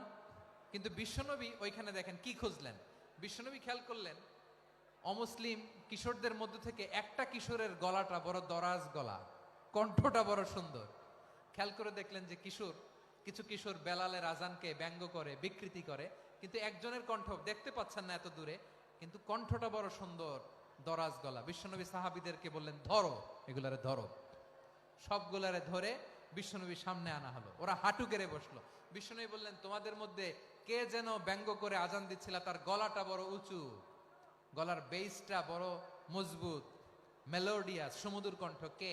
আবু মাহজুরা বলে, আমার বন্ধুরা সবাই আমার দিকে আঙ্গুল দেখায়, আমি পড়ে গেছি বিপদে। রাসূল সাল্লাল্লাহু আলাইহি ওয়াসাল্লাম বাকি অমুসলিম তরুণদেরকে ছেড়ে দিলেন, বললেন তোমরা যাও। এবার আবু মাহজুরারে পাইছে। আবু মাহজুরার চুলের মধ্যে হাত দিলেন বিশ্বনবী, মাথায় হাত দিয়ে বললেন, এবার আজান দাও দেখি। আবু মাহজুরা বলে, আমি তো আজান দিতে জানি না, কারণ আমি তো বেলালেরটা শুইনা দিছি, আমার তো মুখস্থ নাই, আমি তো আজান দিতে জানি না। বিশ্বনবী বললেন, জানো না? তাহলে আসো, আমি তোমারে শিখাই দেই। সুবহানাল্লাহ পড়েন।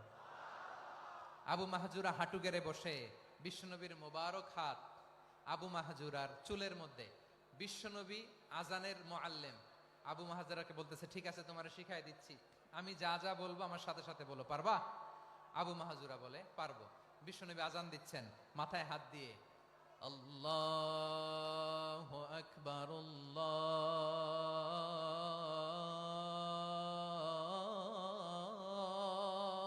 আকবার। আবু মাহজুরা এই বাক্যটা পড়লেন। বিশ্বনবী দ্বিতীয় বাক্য পড়তে আরম্ভ করলেন, আল্লাহু আকবার,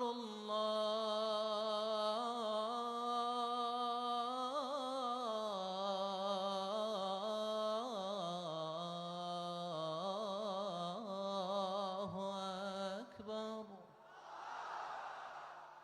আবু মাহজুরা এই বাক্যটা বললেন। বিশ্বনবী আবু মাহজুরার মাথার মধ্যে হাত দিয়ে তৃতীয় বাক্য বললেন, আশহাদু আল্লা ইলাহা ইল্লাল্লাহ।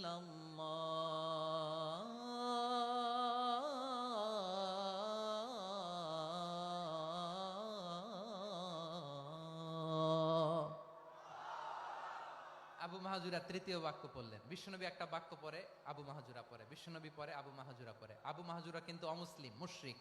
আবু মাহজুরা বলে, এক একটা বাক্য পড়ি আমার কলিজাটা গলে ঠান্ডা হয়ে যায়। এতদিন মোহাম্মদকে গালি দিতাম, এখন মোহাম্মদ আমার মাথায় যখন হাত রাখছে আমার সারা শরীর ঠান্ডা হয়ে গেছে। বিশ্বনবী আজান শিখাচ্ছেন, একটা একটা বাক্য পড়ে আবু মাহজুরাও পড়ে, বিশ্বনবী পড়ে আবু মাহজুরাও পড়ে। পুরো বাক্যগুলো যখন শেষ, আজান শেষ, আবু মাহজুরাও যখন পুরো আজান পড়লেন, আবু মাহজুরা বললেন, এতদিন মোহাম্মদের চেহারা দেখলে আমার ঘৃণা লাগতো, আজ থেকে মোহাম্মদের চেহারার চেয়ে প্রিয় চেহারা আমার কাছে নাই। আবু মাহজুরা বললেন, ও মুহাম্মদ, আজানের বাক্য তো আপনি আমারে শেখালেন, এখানেই শেষ করবেন না, আপনি আমারে পড়ায় দেন, লা ইলাহা ইল্লাল্লাহু মুহাম্মাদুর রাসূলুল্লাহ সাল্লাল্লাহু আলাইহি ওয়াসাল্লাম। বিশ্বনবীর সাথে দাঁড়িয়ে উনি শাহাদা পড়ে মুসলমান হয়ে গেলেন। এবার আবু মাহজুরা বলে, ইয়া রাসূলুল্লাহ, ইয়া হাবিবাল্লাহ, আমি মুমিন হয়েছি, মুসলমান হয়েছি, আপনার কাছ থেকে আজান শিখার সৌভাগ্য আমি লাভ করেছি গো নবী। আমার কণ্ঠের বড় তারিফ করেছেন আপনি, আমার আজানকে আপনি পছন্দ করেছেন। একটা জিনিস আপনার কাছে চাই, আপনি আমাকে মক্কার মসজিদুল হারামের মুয়াজ্জিন হিসেবে অ্যাপয়েন্ট করে দেন।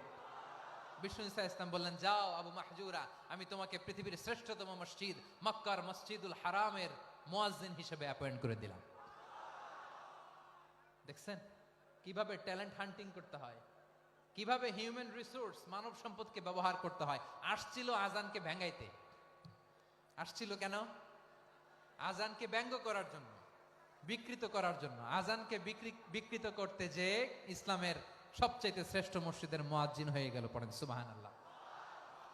হযরত আবু মাহজুরা রাদিয়াল্লাহু তাআলা আনহু ওনার এই সুললিত কণ্ঠ ব্যবহার করে মসজিদুল হারামে এত সুন্দর করে আল্লাহু আকবার বলে আজান দিতেন, মানুষগুলোর, মুসল্লিগুলোর, মক্কাবাসীর হৃদয়কে তিনি বিগলিত করে দিতেন। মানুষের হৃদয়কে ঠান্ডা হয়ে যেত। শুধু এখানেই শেষ না আমার যশোরের ভাইয়েরা। বিশ্বনবী যখন সাইয়েদনা আবু মাহজুরা রাদিয়াল্লাহু তাআলা আনহুকে আজান শিখাচ্ছিলেন, বলেন তো বিশ্বনবীর হাতটা কোথায় ছিল? আবু মাহজুরার মাথার সামনে, এই চুলের উপরে ছিল। আবু মাহজুরা ওই স্মৃতিটাকে ধারণ করবার জন্য, ওই স্মৃতিকে বহন করার জন্য বিশ্বনবীর মোবারক হাত আবু মাহজুরার কপালের চুলের যেই জায়গায় লেগেছে, মৃত্যুর আগের দিন পর্যন্ত আবু মাহজুরা মাথার ওই চুলে কোনোদিন ছুরি আর কামার লাগায় নাই, সেখানে কেচি লাগায় নাই, চুলের মধ্যে খুর লাগায় নাই। আবু মাহজুরা ডান দিকের চুল কাটতো, বাম দিকের চুল কাটতো, পেছনের চুল কাটতো, সামনের চুল কাটতো না। আবু মাহজুরা রাদিয়াল্লাহু তাআলা আনহুর সামনের চুলগুলো বড় হতে হতে যখন এত বড় হয়ে যায়, তিনি চুলগুলো পেঁচিয়ে মাথার মধ্যে রাখতেন। তারপরে তিনি পাগড়ি পরতেন। সবাই জিজ্ঞেস করতো, আবু মাহজুরা এটা আবার কেমন স্টাইল? দেখতে তোমারে কি বিদঘুটে লাগে? কেমন অড লাগে? কেমন খারাপ দেখা যায়? মক্কায় এমন কোন মানুষ তো দেখি নাই, ডানে চুল কাটে, বায়ে চুল কাটে, পেছনে চুল কাটে, সামনে কাটে না। ওরে আবু মাহজুরা, কেমন দেখা যায় তোমারে? তুমি সামনের চুল কাটো না কেন? আবু মাহজুরা বলে, আমি হাঁটু গেড়ে পেয়ারা নবীর সামনে বসেছিলাম, আমার এই মাথার চুলের মধ্যে মুবারক হাত লাগিয়ে বিশ্বনবী নিজে আমাকে আজানের প্রতিটা বাক্য শিক্ষা দিয়েছেন। বিশ্বনবীর মোবারক হাত, পবিত্র হাত আমার মাথার চুলের যে জায়গায় লেগেছে, আমি চাই ওই চুলগুলা নিয়ে আমি আমার কবরের ভিতরে যাব। সাইয়েদনা আবু মাহজুরা রাদিয়াল্লাহু তাআলা আনহু ইন্তেকালের আগের পর্যন্ত মাথার সামনের চুলগুলা কাটে নাই। মাথার সামনের চুল তিনি কাটেন নাই। সুবহানাল্লাহ বিহামদি। কেমন ভালোবাসতেন বিশ্বনবী সাহাবীদেরকে, সাহাবারা কেমন ভালোবাসতেন বিশ্বনবীকে। সামনের চুলগুলো বড় হতে হতে এত বড় ছিল, পেঁচিয়ে রেখে পাগড়ি পরতেন, কাটতেন না। নবীর হাত লেগেছিল। সুবহানাল্লাহ পড়েন। তাহলে what is the lesson? Moral of the story কি? মোরাল অফ দ্য স্টোরি হচ্ছে, আসছিল আজানকে ব্যঙ্গ করার জন্য, বিকৃত করার জন্য, হয়ে গেল মসজিদুল হারামের মুয়াজ্জিন। দেখেন বিশ্বনবী একটা খারাপ সিচুয়েশনের মধ্যে থেকে কি ভালো জিনিস বের করে আনলেন। আমি যে শুরুতে বলেছি কিভাবে তিনি হিউম্যান রিসোর্সকে ডেভেলপ করেছেন, ম্যানেজ করেছেন। তিনি যে চৌকস ট্যালেন্ট হান্টার ছিল, দেখেন সবার মধ্যে থেকে এর বাছাই করে মুয়াজ্জিন বানাই দিয়েছেন। সুবহানাল্লাহ পড়েন।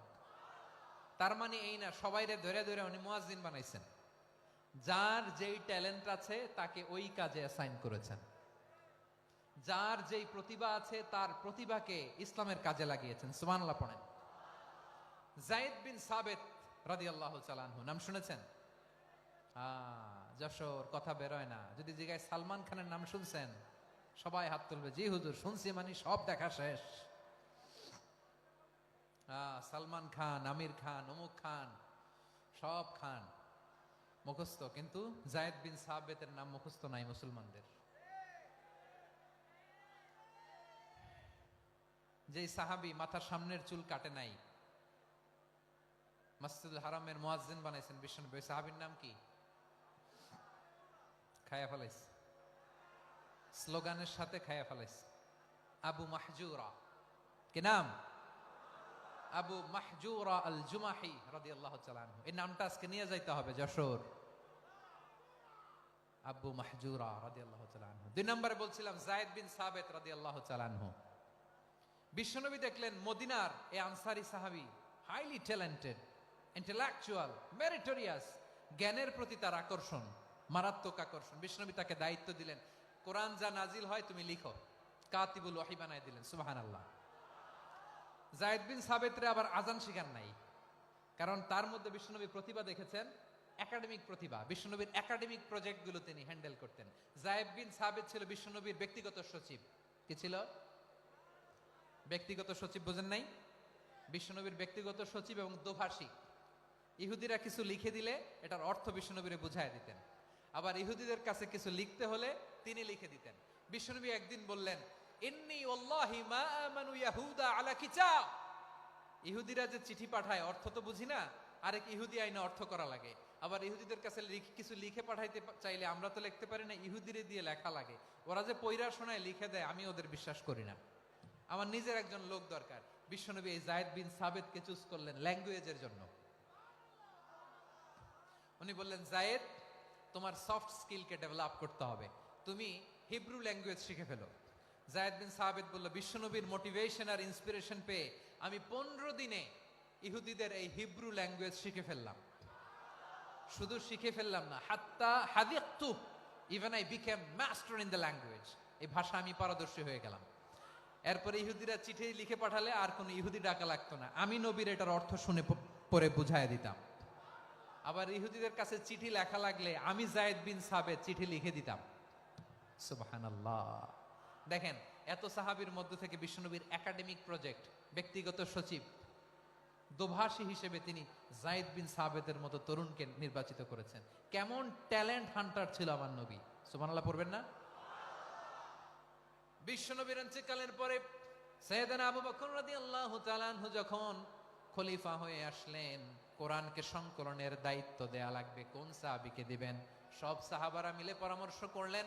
সাইয়েদনা আবু বকর, ওমর সবাই মিলে এই বিশাল কোরআন সংকলনের গুরু দায়িত্ব বিশ্বনবীর ব্যক্তিগত সচিব, বিশ্বনবীর দোভাষী, বিশ্বনবীর সিলেক্ট করাই লোক যায়েদ ইবনে সাবিত রাদিয়াল্লাহু তাআলা আনহুকে দিয়েছে। কোরআনের কপি তো আজকে এখানে রাখে নাই। এই যে আজকের যে কোরআন পড়েন, এটা আগে এরকম ছিল না। কোরআন নাজিল হলে সাহাবারা চামড়ার, ওটের চামড়ায় লিখে ফেলতো, ওটের চ্যাপ্টা হাড্ডির মধ্যে লিখে ফেলতো, গাছের গুড়ির মধ্যে লিখে ফেলতো, বিভিন্ন জনের কাছে ছড়ানো ছিটানো ছিল। আবু বকর রাদিয়াল্লাহু তাআলা আনহু একসাথে করলেন, পরবর্তীতে উসমান রাদিয়াল্লাহু তাআলা আনহু একসাথে করলেন। 114 সূরার এখন এই মুসহাফ, এই কম্পাইলেশন, এই কপি আমরা পেয়েছি, যার হিউজ কন্ট্রিবিউশন ছিল। এই পুরো কোরআন কম্পাইলেশনের প্রজেক্ট ম্যানেজার ছিল যায়েদ বিন সাবিত রাদিয়াল্লাহু তাআলা। কোরআন কম্পাইলেশনের প্রজেক্ট ম্যানেজার। দেখেন, উনারে মাথায় হাত দিয়ে আজান শিখায় নাই। সুবহানাল্লাহ কইবেন না? তাহলে প্রথম সাহাবী আবু মাহজুরাকে মুয়াজ্জিন বানাইলেন, যায়েদ বিন সাবিতকে ব্যক্তিগত সচিব আর দোভাষী বানালেন, মুসআব ইবনে উমাইর রাদিয়াল্লাহু তাআলা আনহুকে ইসলামের প্রথম অ্যাম্বাসেডর বানালেন। তাহলে তৃতীয় নাম্বার একজন সাহাবীর নাম বলছি, মুসআব ইবনে উমাইর। মুসআব কি নাম? নামটা কেমন লাগে? এই কয়েকজনের ভাল লাগে, বাকিদের ভাল লাগে না? ভাল লাগে? এই এই আর কয়েকটা মিনিট দেওয়া যাবে না আমাকে আল্লাহর রাস্তে? হ্যাঁ, ঠিক আছে। আমি তোমাদেরকে ভালোবাসা দেখাবো, দোয়া করব যদি চুপ থাকো, একেবারে চুপ, কষ্ট সহ্য করো। বাকিরা যা সওয়াব পাবে তোমরা ডবল পাবা, যেহেতু কষ্ট বেশি, কিন্তু চুপ। 3 নাম্বার সাহাবীর নাম মুসআব। এই ধাক্কাধাক্কি কেন? ধাক্কাধাক্কি কেন রে ভাই? না না না, এরকম হইলে আসবো না যশোর, আমি আর আসবো না। হয় পিছনে চলে যাও, নাহলে চুপ, ধাক্কাধাক্কি নাই। 3 নাম্বার সাহাবীর নাম মুসআব। কি নাম? He was the first ambassador in Islam. ইসলামের প্রথম ডিপ্লোমাট, প্রথম কূটনৈতিক, ইসলামের প্রথম কূটনৈতিক, ইসলামের প্রথম ডিপ্লোমাট, প্রথম অ্যাম্বাসেডর মুসআব ইবনে উমাইর। মক্কার তরুণ যুবক, উনি পারফিউম লাগাইলে মানুষ দেখলেই বুঝতো এটা মুসআব লাগাইছে। এমন ড্যাশিং ফেসের ছিল, এমন স্মার্ট ড্যাশিং ফেস, এমন পার্সোনালিটির মানুষ ছিল মুসআব রাদিয়াল্লাহু তাআলা আনহু। কারণ যিনি ইসলামের স্পোকম্যান হবেন, মুখপাত্র হবেন, তার স্মার্ট হওয়ার দরকার আছে না নাই? আকাবার প্রথম শপথ যখন হলো, তাদের সাথে বিষ্ণু ঈসা ইসলাম মদিনাতে একজন মুখপাত্র পাঠালেন, ডিপ্লোমাটকে পাঠালেন, অ্যাম্বাসেডর অফ ইসলাম, তিনি হচ্ছেন মুসআব ইবনে উমাইর। পড়েন সুবহানাল্লাহ। বিশ্বনবী দেখলেন সে অনেক স্মার্ট, তার ডেডিকেশন আছে, সিনসিয়ারিটি আছে, এবং মদিনায় যে আউস খাজরাজ গোত্রের নেতাদের সাথে ডিল করতে হবে, ইহুদিদের সাথে ডিল করতে হবে, ওখানে একজন পাক্কা জানু খেলোয়াড়ের দরকার আছে না নাই? মুসআব ইবনে উমাইর রাদিয়াল্লাহু তাআলা আনহু, ওনাকে বিষ্ণু ইসা ইসলাম চুজ করলেন। এবং বিষ্ণু ইসা ইসলামের এই চুজিংটা, এই সিলেকশনটা এত সুন্দর ছিল, তিনি মদিনাতে যে বিশ্বনবী আসার আগেই মদিনার জমিনকে তিনি উর্বর করে ফেলছেন। প্রতিটা ঘরে ঘরে কালিমার দাওয়াত তিনি পৌঁছায় দিচ্ছেন। জুমার বিধান নাজিল হয়েছে, কিন্তু মক্কায় পরিবেশ নাই জুমা পালনের। বিষ্ণু ইসা ইসলাম একজনকে দিয়ে খবর পাঠালেন, যাও মদিনায় মুসাবকে যে বলো, মুসাব তো আমার শিক্ষক, আমার স্পোকম্যান, মদিনাতে যেন তারা জুমা কায়েম করে। বিশ্বনবীর আগেই মুসাব মদিনার মুসলিমদেরকে নিয়ে মদিনায় প্রথম জুমা কায়েম করে ফেলছে। কোন সুবহানাল্লাহ। ডিপ্লোম্যাটদের কেমন হইতে হয়, অ্যাম্বাসেডারের কেমন হইতে হয়, মুসআব রাদিয়াল্লাহু তাআলা আনহুর কাছ থেকে শিখে নাও। মুসআব নামটা কেমন লাগে? যশোর যাদের সন্তান হবে, ছেলে সন্তান, আমার রাস্তায় পাইলে সবাই জিজ্ঞেস করে, হুজুর একটা নাম দেন, আমার ছেলে হবে। যশোরবাসীর জন্য আমি একটা নাম দিয়ে দিলাম, নাম রাখতে হবে মুসআব। কি নাম? নামটা যাদের ভাল লাগে, ছেলে সন্তান অনাগত আসবে, মনে চাইলে নাম রেখে দিবেন মুসআব রাদিয়াল্লাহু তাআলা আনহুর নামে মুসআব। তাহলে মুসআব রাদিয়াল্লাহু তাআলা আনহুকে বিশ্বনবী ল্যাঙ্গুয়েজ শিখান নাই, সফট স্কিল শিখান নাই। যায়েদ রাদিয়াল্লাহু তিনি হিব্রু ল্যাঙ্গুয়েজ শিখেছেন, সুরিয়ানি শিখেছেন, কিন্তু মুসআবকে তিনি বানিয়েছেন the spokesman of Islam, the first diplomat, the ambassador of Islam. সুবহানাল্লাহ পড়বেন না? আব্দুল্লাহ ইবনে আব্বাস রাদিয়াল্লাহু তাআলা আনহু বিশ্বনবীর কাজিন, চাচাতো ভাই। আবার মাইমুনা রাদিয়াল্লাহু তাআলা আনহু, মাইমুনা নবীর স্ত্রী, তিনি ছিলেন আব্দুল্লাহর আপন খালা। তো নবীর বউ যদি ওনার খালা হয়, নবী তার কি? বুঝে নাই, নবী তার কি? খালু। তাহলে সম্পর্ক অনেক গভীর, কাজিন আবার খালু। ছোট্ট মানুষ, তাই রাতে মাঝে মাঝে ঘরে থাকতো। বিশ্বনবী দেখলেন আব্দুল্লাহ যেহেতু আমার ঘরে ঢুকতে পারে, আব্দুল্লাহরে এই উম্মতের বড় শিক্ষাবিদ বানাইতে হবে। কথা বোঝে নাই? আব্দুল্লাহকে কি বানাইতে হবে? শিক্ষাবিদ, এডুকেটর অফ দিস উম্মাহ, এই উম্মার শিক্ষাবিদ বানাইতে হবে। তাই আব্দুল্লাহ ইবনে আব্বাসকে বিশ্বনবী হাতে কলমে শিক্ষা দিয়েছেন। আহারে, আর এরপরে যে কি ভাষা আসবে তোমাদের জন্য আমার মুখ থেকে আমি নিজেও জানি না। 1 ঘন্টা যাবত ধাক্কা ধাক্কি মারামারি। তো আসতে বলছে কে তোমাকে? পেছনে চলে যাও, জায়গা না পেলে। পুরো প্রোগ্রামটাই নষ্ট করে দেব।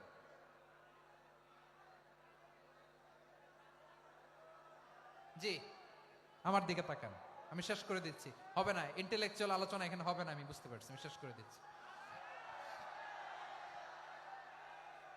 আব্দুল্লাহ ইবনে আব্বাস রাদিয়াল্লাহু তাআলা আনহু, মনোযোগ দিয়ে কয়েকটা মিনিট শুনুন, আমি এখনই শেষ করে দিচ্ছি। এরপর আওয়াজ করবে, এই যে এগুলো কি আমি বুঝলাম না। আমি বললাম না সব করা যাবে, বসে যাও, শুয়ে যাও, চলে যাও, আওয়াজ করা যাবে না। অন্যকে বসো এটাও বলার দরকার নাই, জাস্ট এদিকে তাকাও। আল্লাহ। আব্দুল্লাহ ইবনে আব্বাস রাদিয়াল্লাহু তাআলা আনহু, ওনাকে বিশ্বনবী হাতে কলমে শিক্ষা দিয়েছেন, যেহেতু উম্মতের শিক্ষাবিদ হবেন, এডুকেটর হবেন। তো বিশ্বনবী রাতে যখন তাহাজ্জুদ পড়তেন, ছোট্ট আব্দুল্লাহ ঘরে থাকতো। বুঝতে পেরেছেন? ছোট্ট মানুষ তো ঘরে থাকতো। তো বিশ্বনবী তাহাজ্জুদের জন্য একবার দাঁড়িয়েছেন, ছোট্ট আব্দুল্লাহ ওযু করে দাঁড়াইছে। আচ্ছা বলেন তো, ইমাম আর মুসল্লি মোট যদি 2 জন হয়, একজন ইমাম একজন মুসল্লি, তো মুসল্লি ইমামের কোন দিকে দাঁড়াবে? ডানে দাঁড়াবে। ছোট্ট আব্দুল্লাহ বোঝে নাই, বিশ্বনবী তাহাজ্জুদ শুরু করেছেন, উনি একতেদা করছেন আর দাঁড়াইছেন বায়ে। কোথায় দাঁড়িয়েছেন? আব্দুল্লাহ বলেন, যখন আমি বায়ে দাঁড়ালাম, আখাযা রাসূলুল্লাহ সাল্লাল্লাহু আলাইহি ওয়াসাল্লাম উযুনি আল ইউমনা ইয়াফতিলুহা, বিশ্বনবী নামাজরত অবস্থায় আমার কান ধরে টেনে আমার ডান দিকে এনে দাঁড় করায় দিলেন। পড়েন সুবহানাল্লাহ। দেখেন, হাতে কলমে শিক্ষা। আর জীবনে ভুল হবে? কথা কয় না, আর ভুল হবে? আর ভুল হবে না। এভাবে বিশ্বনবীর অনেক সঙ্গ পেয়েছেন, সফর করেছেন, একই বাহনে বসেছেন, এক বাহনে বসে লম্বা নাসিহত করেছেন, বলেছেন, ইয়া গোলাম ইহফাজিল্লাহ ইয়াহফাজকা, ইহফাজিল্লাহ তাজিদহু তুজাহাক, ইযা সাআলতা ফাসআলিল্লাহ ওয়া ইযা ইসতাআনতা ফাসতাইন বিল্লাহ। আল্লাহর বিধান মানো, আল্লাহর বিধান রক্ষা করো, আল্লাহ তোমায় রক্ষা করবে। আব্দুল্লাহ, চাইতে হলে আল্লাহর কাছে চাও, সাহায্য চাইতে হলে আল্লাহর কাছে সাহায্য চাও। মনে রাখো, গোটা বিশ্বের সবাই যদি তোমার সাহায্য করতে চায়, ততটুকুই করতে পারবে যতটুকু আল্লাহ তোমার নসিবে রেখেছে।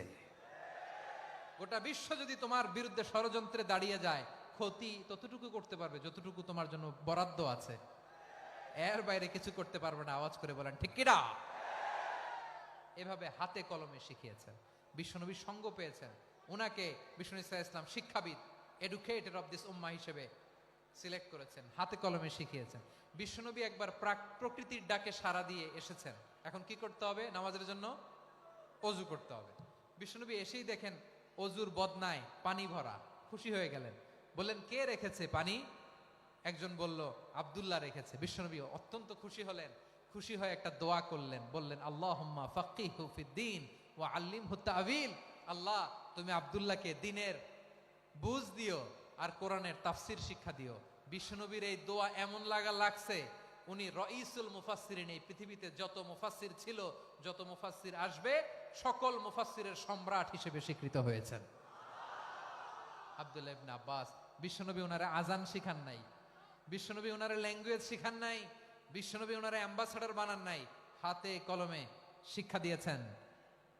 ছোট্ট মানুষ, বিশ্বনবী ইন্তেকাল করলেন। আবু বকরের সময় গেল, ওমরে ফারুকের খেলাফত, তখনও তিনি তরুণ। ওমরে ফারুক রাদিয়াল্লাহু তাআলা আনহু ওনার ক্যাবিনেট মিনিস্ট্রির বৈঠকে এই আব্দুল্লাহ ইবনে আব্বাসকে পাশ দিয়ে বসায় রাখতেন। বয়স্ক সাহাবারা এটা পছন্দ করতো না। তারা বলতো, ঘটনা কি? আব্দুল্লাহর মতো ছেলে নাতি আমাদের আছে, এরা কেন রাখে ওমরে ফারুক? ওমরে ফারুক এটা টের পেলেন। তিনি বুঝতে পারলেন যে ক্যাবিনেট মেম্বাররা এটা পছন্দ করে না, ছোট্ট আব্দুল্লাহরা কেন রাখি, কেন যে রাখি, এটা একদিন বুঝাবো। একদিন মিটিং এ তিনি সবাইকে বললেন, ইদা জাআ নাসরুল্লাহি ওয়াল ফাতহ। এই আয়াত দ্বারা উদ্দেশ্য কি বলেন তো মুরব্বী সাহাবীরা? এক সাহাবী বলেন, এই সূরা দ্বারা উদ্দেশ্য, আল্লাহ বলেছেন আমাদেরকে বিভিন্ন ল্যান্ড, বিভিন্ন এলাকা বিজয় করতে হবে। ওমরে ফারুক বললেন, না, হয়নি। আরেকজন বললেন, বিজয় হওয়ার পর আমাদের বেশি বেশি আল্লাহর বরত্বের ঘোষণা দিতে হবে, এটা উদ্দেশ্য। ওমরে ফারুক বললেন, না, হয় নাই। যারা জিজ্ঞেস করেন কেউ পারে না। সব শেষে বিশ্বনবী ছোট্ট আব্দুল্লাহরে বলেন, আব্দুল্লাহ, ইদা জাআ নাসরুল্লাহি ওয়াল ফাতহ, এর দ্বারা উদ্দেশ্য কি বলো তো? ছোট্ট আব্দুল্লাহ বলেন, হুয়া আজালু রাসূলিল্লাহ। এই আয়াত দ্বারা বিশ্বনবীর বিদায়কে উদ্দেশ্য নেওয়া হয়েছে। ওমরে ফারুক বললেন, হাযা হুয়া, এটাই তো সঠিক উত্তর, এটাই সঠিক তাফসীর এই আয়াতের।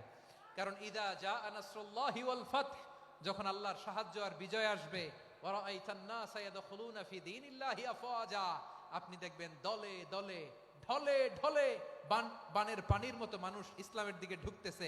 ইসলামের বিজয় হয়েছে। তো ইসলামের বিজয়ের মিশন নিয়ে নবী আসছে। বিজয়ী যখন হয়ে গেছে, এখন তো নবীর বিদায় হবে। জোরে বলেন ঠিক কিনা? কোন সাহাবী এই সূক্ষ্ম কথাটা ধরতে পারে নাই, ওই আব্দুল্লাহ ছাড়া। আব্দুল্লাহ যখন উত্তর দিছে, সব সাহাবীদের টনক নড়েছে। এরপর থেকে কোন ক্যাবিনেট মিটিং এ আর কোন সাহাবারা কোনো প্রশ্ন করে নাই। আওয়াজ করে পড়েন সুবহানাল্লাহ। বিশ্বনবী আব্দুল্লাহ ইবনে আব্বাসকে দ্য এডুকেটর অফ দ্য উম্মাহ, উম্মার শিক্ষাবিদ হিসেবে গ্রহণ করেছেন। আওয়াজ করে পড়তে হবে আল্লাহু আকবার। সাহাবীদের নামগুলো মনে থাকবে? এক নম্বরে আবু মাহজুরা, মুয়াজ্জিন বানাইছেন। যায়েদ ইবনে সাবিত, দোভাষী, ট্রান্সলেটর অফ প্রফেট, এবং তিনি ছিলেন বিশ্বনবীর ব্যক্তিগত সচিব। Musab ibn Umair, the first ambassador and diplomat of Islam. Abdullah ibn Abbas, এই উম্মার সবচেয়ে বড় এডুকেটর, শিক্ষাবিদ। আরেকজন ছিল আব্দুল্লাহ ইবনে মাসউদ রাদিয়াল্লাহু তাআলা। দুই আব্দুল্লাহ, আব্বাস গেল, আরেকজন হচ্ছে মাসউদ। মক্কার তরুণ, ছাগল পালতো মুশরিকের। বিশ্বনবী আর আবু বকর রাদিয়াল্লাহু তাআলা আনহু একবার গেলেন, যে দেখে এই তরুণ দাঁড়ায় আছে। বিশ্বনবী বলেন, আমি খুব ক্ষুধার্ত, তোমার কাছে কি দুধ আছে ছাগলের? আব্দুল্লাহ ইবনে মাসউদ বলে, আছে। ওয়ালাকিন আনা মুতামান, কিন্তু যে দুধ আছে এটা আমানতের, আমি দিতে পারবো না। বিশ্বনবী এইটা শুনেই তারা টার্গেট করে ফেলছে। আনা মুতামান, দুধ আছে কিন্তু এটা আমার মালিকের, আমি তো দরদ দেখায় আমার মালিকের দুধ আপনি পথিক, আপনারে দিতে পারি না। বিশ্বনবী টার্গেট করে ফেলছেন, এরে আমার কাজে লাগাইতে হবে। বিশ্বনবী বললেন, আচ্ছা ঠিক আছে, দুধ দিও না, কিন্তু এমন ছাগি আছে কিনা যেই ছাগির সাথে কোনো ছাগলের মিলন হয় নাই, তার ওলানে দুধও আসে নাই, বাচ্চাও নাই। এরকম ছাগির থেকে যদি আমি দুধ খাই তাহলে তো সমস্যা নাই। বলতেছে, এরকম ছাগির থেকে দুধ খাইলে সমস্যা নাই, কারণ এরকম ছাগির ওলান থেকে দুধ আসবেও না। বলতেছে, ঠিক আছে, এরকম একটা ছাগি নিয়ে আস। নিয়ে আসা হলো। বিশ্বনবী বিসমিল্লাহ বলে ওই ছাগির ওলানে হাত দিলেন। হাত দিতে দেরি, পুরো ওলানটা দুধে ভরে যেতে দেরি হয় না। বিশ্বনবী আর আবু বকর রাদিয়াল্লাহু তাআলা আনহু দহন করে পেট ভরে খেলেন। এই দৃশ্য আব্দুল্লাহ ইবনে মাসউদের হৃদয়ে দাগ কাটলো। এই মুআজিজা দেখে তিনি বললেন, আশহাদু আল্লাহ ইলাহা ইল্লাল্লাহ ওয়া আশহাদু আন্না মুহাম্মাদুর রাসূলুল্লাহ। তিনি ষষ্ঠ মুসলিম ছিলেন, 6 নম্বর মুসলমান। ওনাকে টার্গেট করে বিশ্বনবী দেখলেন এমন ইন্টেলেকচুয়াল ব্রেন, উনি সূক্ষ্ম সূক্ষ্ম জিনিস বুঝে বেশি, ফিকহি জ্ঞান ওনার মধ্যে বেশি। বিশ্বনবী ওনাকে কোরআনের জ্ঞান শিক্ষা দিতে লাগলেন। উনি বিশ্বনবী সবার কাছে কোরআন শোনায়, কিন্তু বিশ্বনবী নিজে আব্দুল্লাহ ইবনে মাসউদের কাছ থেকে কোরআন শুনতো। বিশ্বনবী একবার বললেন, ইকরা আলাইয়া ইয়া মাসউদ। ইবনে মাসউদ একবার শোনাও তো কোরআন দেখি। আব্দুল্লাহ ইবনে মাসউদ বলে, আকরাউ আলাইকা ওয়া আলাইকা উনজিল। নবী, আপনার উপর কোরআন নাজিল হয় আর আমি আপনার সামনে কোরআন পড়ব। বিশ্বনবী বললেন, ইন্নী উহিব্বু আন আসমাআহু মিন গায়রি। আমি নিজে পড়তে যেমনি ভালোবাসি, অন্যে পড়ুক আমি শুনবো, এটাও আমি ভালোবাসি। সূরা নিসা তিনি তেলাওয়াত করে শুনিয়েছেন। এমন সূক্ষ্ম সূক্ষ্ম বিষয় বিশ্বনবী উনাকে ধরিয়ে দিয়েছেন। উনি হয়ে গিয়েছেন আব্দুল্লাহ ইবনে আব্বাস, হয়েছেন রাইসুল মুফাসসিরিন, উনি হয়ে গিয়েছেন ফাকিহুল উম্মাহ। ওনার চাইতে বড় ফকি এই পৃথিবী আর দেখবে না। চিল্লায় বলেন সুবহানাল্লাহ। উনি বলতেন, ওয়াল্লাহি ওয়াল্লাহি ইল্লাযী লা ইলাহা গায়রু মা উনজিলাত সূরাতুন ইল্লা ওয়া আনা আ'লামু আইনা উনজিলাত ওয়া ফীমা উনজিলাত। বিশ্বনবী এমন ভাবে কোরআনের দার্স আমাকে দিয়েছেন, কোরআনে যত সূরা নাজিল হয়েছে, যেখানে নাজিল হোক না কেন আমি জানি এটা কোথায় নাজিল হয়েছে এবং কোন প্রেক্ষাপটে নাজিল হয়েছে। এমন একটা সূরা নাই যে সূরার কোথায় নাজিল হয়েছে আমি মাসুদের জানা নাই, কোন প্রেক্ষাপটে নাজিল হয়েছে আমার জানা নাই। এরকম ঘটবে না। চিল্লায় বলেন আল্লাহু আকবার। এই আব্দুল্লাহ ইবনে মাসউদ রাদিয়াল্লাহু তাআলা আনহু ওমর ফারুকের সময় কুফার চিফ জাস্টিস ছিলেন। কুফা নগরীর চিফ জাস্টিস। চিফ জাস্টিস বুঝেন নাই? বিচারপতি। কি ছিলেন? সবাই বলে নাই, কি ছিলেন? বিচারপতি ছিলেন। এবং ওনার যে ফিকহি জ্ঞানের ধারা, এটাই আলকামা, ইব্রাহিম আন-নাখাই, হাম্মাদ ইবনে সুলাইমান হয়ে ইমাম আবু হানিফা পর্যন্ত পৌঁছেছে। এবং ওনার ফিকহি জ্ঞানের ধারাই হানাফি মাযহাবে অ্যাকসেপ্ট হয়েছে। আজও এগুলো হানাফি মাযহাবে চর্চিত হয়। হানাফি মাযহাবের সব ফিক আব্দুল্লাহ ইবনে মাসউদের ফিকহি জ্ঞানের ধারা থেকে নেওয়া হয়েছে। চিল্লায় পড়েন সুবহানাল্লাহ। তাহলে উনাকে বিশ্বনবী বানিয়েছেন জুরিস্ট, আইনবিদ, ফাকিহ। উনারে আজান শিখান নাই। হিউম্যান রিসোর্স ডেভেলপমেন্ট কিভাবে করবেন, মানব সম্পদের উন্নয়ন কিভাবে করতে হয়, কিভাবে যার যেখানে প্রতিভা কাজে লাগাতে হয় উনি দেখিয়েছেন। সুবহানাল্লাহ পড়বেন না? খালিদ বিন ওয়ালিদ নাম শুনছেন? কে কে শোনেন নাই হাত তোলেন। কি ছিলেন? বীর যোদ্ধা ছিলেন খালিদ বিন ওয়ালিদ। কিন্তু তিনি ইসলাম ধর্ম গ্রহণ করেছেন অনেক দেরিতে, 8ম হিজরিতে। তার মানে 8ম হিজরির আগে উনি মুশরিকদের পক্ষে লড়াই করেছেন। ওনার হাতে কত মুসলিম সাহাবী যে নিহত হয়েছে হিসাব নাই। বিশ্বনবী টার্গেট করে রাখছে, তুমি আমাদের মুসলিমদের এত ক্ষতি করলা, তুমি যখন মুসলমান হবা তোমারে দিয়ে আমি এমন কাম করামু যে এটা আর কেউ করতে পারবে না। সুবহানাল্লাহ নাই? যশোর ক্লান্ত হয়ে গেছে।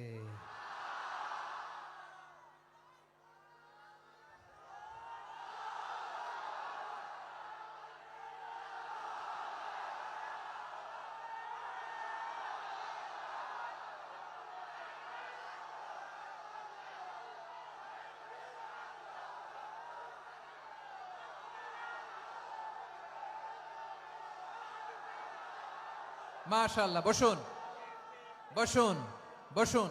খালিদ বিন ওয়ালিদ রাদিয়াল্লাহু তাআলা আনহু 8ম হিজরিতে মুসলিম হয়েছেন, মক্কা বিজয়ের আগে। তো মক্কা বিজয়ের আগে যখন মুসলিম হয়েছেন, এর আগে কি করছেন? কাফিরদের সাথে যুদ্ধ করেছেন। উনি উহুদের যুদ্ধে মুসলমানদের যে পরাজয় ভাব, কঠিন পরিস্থিতির মুখোমুখি উনার কারণে পেছন থেকে এমন আতর্কিত আক্রমণ করেছেন, মুসলমানদেরকে কচুকাটা করেছেন। 8ম হিজরিতে আল্লাহ তাআলা হেদায়েতের নূর দিয়ে ওনার হৃদয়টাকে উজালা করে দিলেন। লা ইলাহা এটা এমন বাণী যার হৃদয়ে একবার টাচ খাবে, এইটা থেকে সে আর পালিয়ে বেড়াতে পারে।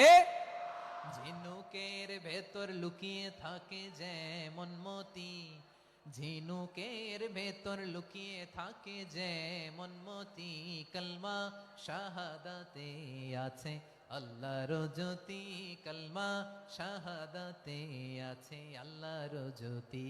ঠিক কিনা বলেন? মক্কা বিজয়ের আগে মুসলিম হলেন। হওয়ার পরেই বিশ্বনবীর টার্গেট ফুলফিল হলো। ওই যে টার্গেট করে রেখেছেন আর দোয়া করেছেন, খালিদ বিন ওয়ালিদ যদি মুসলিম হয় তাকে আমি মিলিটারি চিফ বানাবো। ওনাকে আজান শিখান নাই, ওনারে কান ধইরা নামাজের এই মাথা থেকে ওই মাথা আনান নাই, ফিকহি কোরআনের সূক্ষ্ম তাফসীর ওনারে শিখান নাই, অ্যাম্বাসেডর বানান নাই। বিষ্ণু ইসলাম উনাকে সামরিক অভিযানে প্রেরণ করেছেন। সামরিক অভিযানে তিনি প্রেরণ করেছেন। ওনার জীবদ্দশায় ওনার নেতৃত্বে যতগুলো যুদ্ধ হয়েছে একটা যুদ্ধেও তিনি পরাজয় বরণ করেন নাই। ওমরে ফারুকের সময়কালে তিনি চিফ অফ মুসলিম মিলিটারি মানে মুসলিম সেনাপতি হয়েছেন। যশোর আওয়াজ করো, ঠিক কিনা বলো? সেনাপতি, মুসলিম সেনাপতি। তাহলে কিভাবে হিউম্যান রিসোর্স ব্যবহার করতে হয় গোটা বিশ্ব আমার নবীর কাছ থেকে শিখে নাও। খালিদ বিন ওয়ালিদ, ওনাকে বিশ্বনবী একটা উপাধি দিয়েছেন। উপাধিটা হচ্ছে সাইফুল্লাহিল মাসলুল, আল্লাহর নাঙ্গা তরবারি, আল্লাহর খোলা তরবারি, দ্য ওপেন সোর্ড অফ আল্লাহ। খালিদ বিন ওয়ালিদ মুসলিম সেনাপতি। হাসান বিন সাবেত নাম শুনছেন? দেখি উনি কি ছিল বলেন। রাসূলের সভা কবি, কালচারাল হিজিমনিকে ডিফিট করার জন্য উনি ভালো অস্ত্র চালানো জানতেন না, ওই কাজে উনি যেতেন না। ওনার ছিল কাব্য প্রতিভা।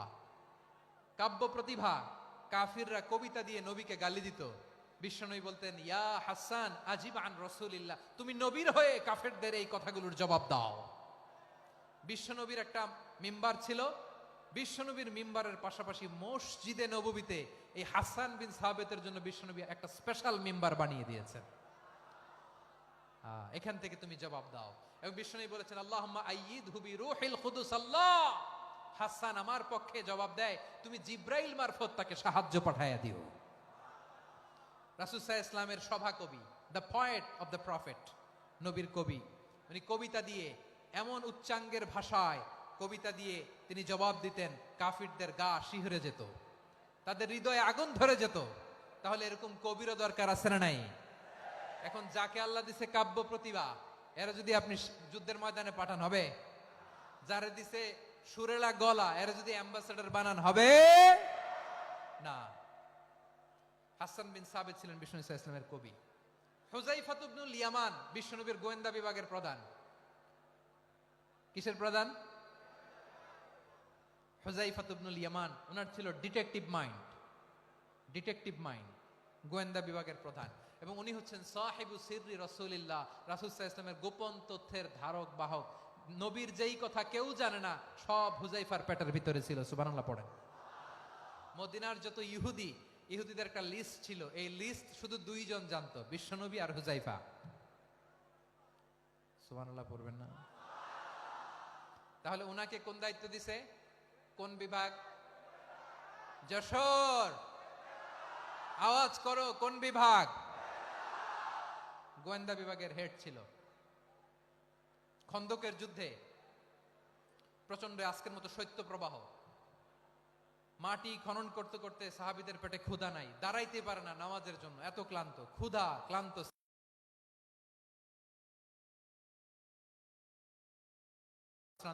বিশ্বনবী বললেন, কে আছো এই কঠিন শীত, এই ভয় আর ক্ষুধার মধ্যেও খন্দকের পরীক্ষার টপকে শত্রু শিবিরে যে আমাকে তথ্য দিবা? কে আছো? কারো গায়ে শক্তিই নাই যে দাঁড়াবে, কেউ দাঁড়ায় না। বিশ্বনবী তখন নিজে হুযায়ফাকে ডাক দিলেন, হুযায়ফা, যে আমাকে আজকে শত্রু শিবিরের তথ্য এনে দিবে সে জান্নাতে আমার মোরাফাকা, আমার সঙ্গী হবে।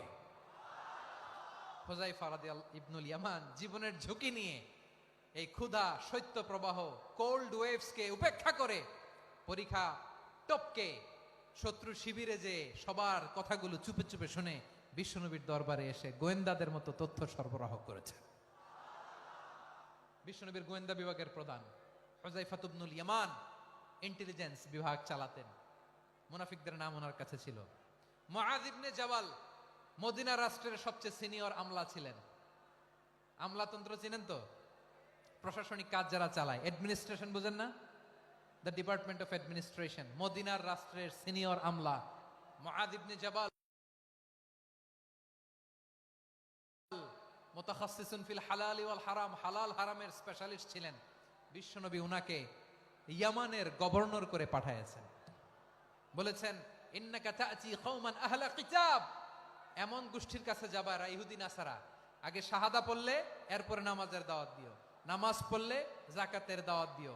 গভর্নরের অ্যাটিটিউড যেমন থাকে তেমন অ্যাটিটিউড ধরে রেখো। সুবহানাল্লাহ পড়েন। তাহলে মুআজ ইবনে জাবালকে দিয়ে বিশ্বনবী কবিতা লেখায় নাই, চিঠি লেখায় নাই, আজান দেওয়ায় নাই। সুবহানাল্লাহ পড়বেন না? সব শেষ সাহাবী বলি আবু হুরায়রা রাদিয়াল্লাহু তাআলা, নাম শুনছেন? বিড়ালের বাবা। কি করতেন? খালি হাদিস মুখস্থ করতেন। উনি বলতেন, আলজামু রাসূলুল্লাহ আলা মিল ইবাতনি, আমার শুধু পেটের ক্ষুধার বন্দোবস্ত হইলে আমি নবীর সঙ্গ ছাড়তাম না। আমার আনসার সাহাবারা ক্ষেত খামারের কাজ করতো, আমার মুহাজির সাহাবারা ব্যবসা করতো, আর আমি নবীর সাথে সাথে থাকতাম।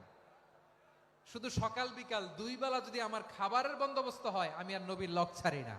সুবহানাল্লাহ কইবেন না? 5374টা হাদিস তিনি বর্ণনা করেছেন। সবচেয়ে বেশি হাদিস বর্ণনাকারী সাহাবী। হাদিস প্রিজার্ভেশনের কাজে বিশ্বনবী ওনাকে কাজে লাগিয়েছেন। উনি একদিন বলেন, ইয়া রাসূলুল্লাহ আসমাউ মিনকা কাসীরান ফালা আহফাজু, নবী অনেক কথা শুনি আমার মনে থাকে না। বিষ্ণু বললেন, তাই? উবসুত রিদাক, তোমার চাদরটা বিছাও। আবু হুরায়রা বিছালেন, বিশ্বনবী হাত বুলায় দিলেন, এরপরে অনেক হাদিস বর্ণনা করলেন। আবু হুরায়রা বলে, তারপর থেকে বিশ্বনবী যাই বর্ণনা করে আমি শুনি আর একটাও ভুলি না। এখন সুবহানাল্লাহ। বিশ্বনবী ওনাকে হাদিস প্রিজার্ভেশন, নবীর এই যে লক্ষ্য হাদিস প্রিজার্ভেশনের এই দায়িত্ব দিয়েছেন সাইয়েদনা আবু হুরায়রা রাদিয়াল্লাহু তাআলা আনহুকে।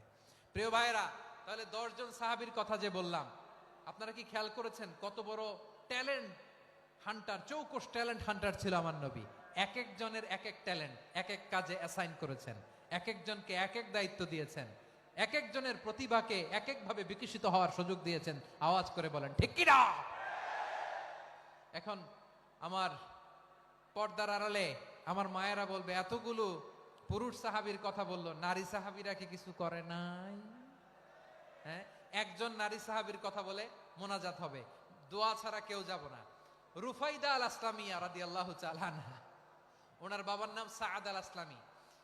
বিশ্বনবী কি খেয়াল করলেন দেখেন, সাআদ ছিল মদিনার বড় ডাক্তার। এই নারী সাহাবী রুফাইদা বাবার কাছ থেকে চিকিৎসা বিদ্যা শিখেছেন। যখন শিখছে, বিশ্বনবী দেখলেন আমার তো প্রতি সপ্তাহে সপ্তাহে যুদ্ধে আহত সাহাবীদের সেবা দিবে কে? বিশ্বনবী রুফাইদাকে বললেন, রুফাইদা তুমি মসজিদে নববীর পাশে একটা মেডিকেল ক্যাম্প করো। এই যে সাকিনা আদ্দিন মেডিকেলের আমার ছাত্রী বন্ধুরা, শুনে রাখো, তোমাদের আইকন হচ্ছে এই রুফাইদা আল আসলামিয়া।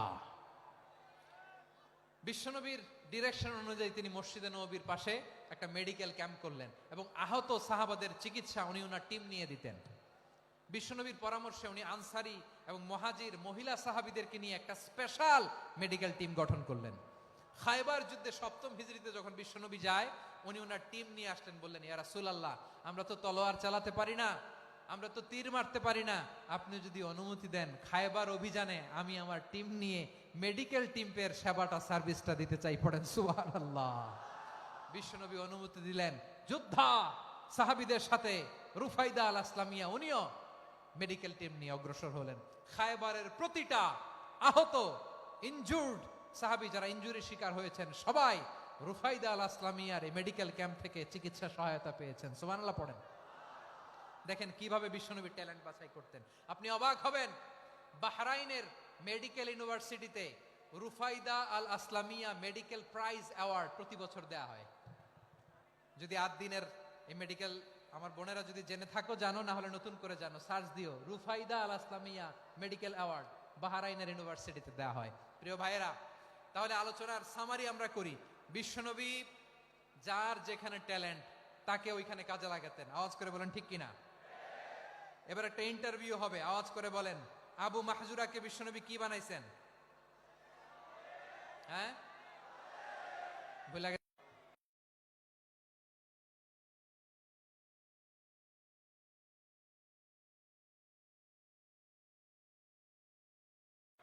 হাসান বিন সাবিত ছিলেন বিশ্বনবীর সভাকবি।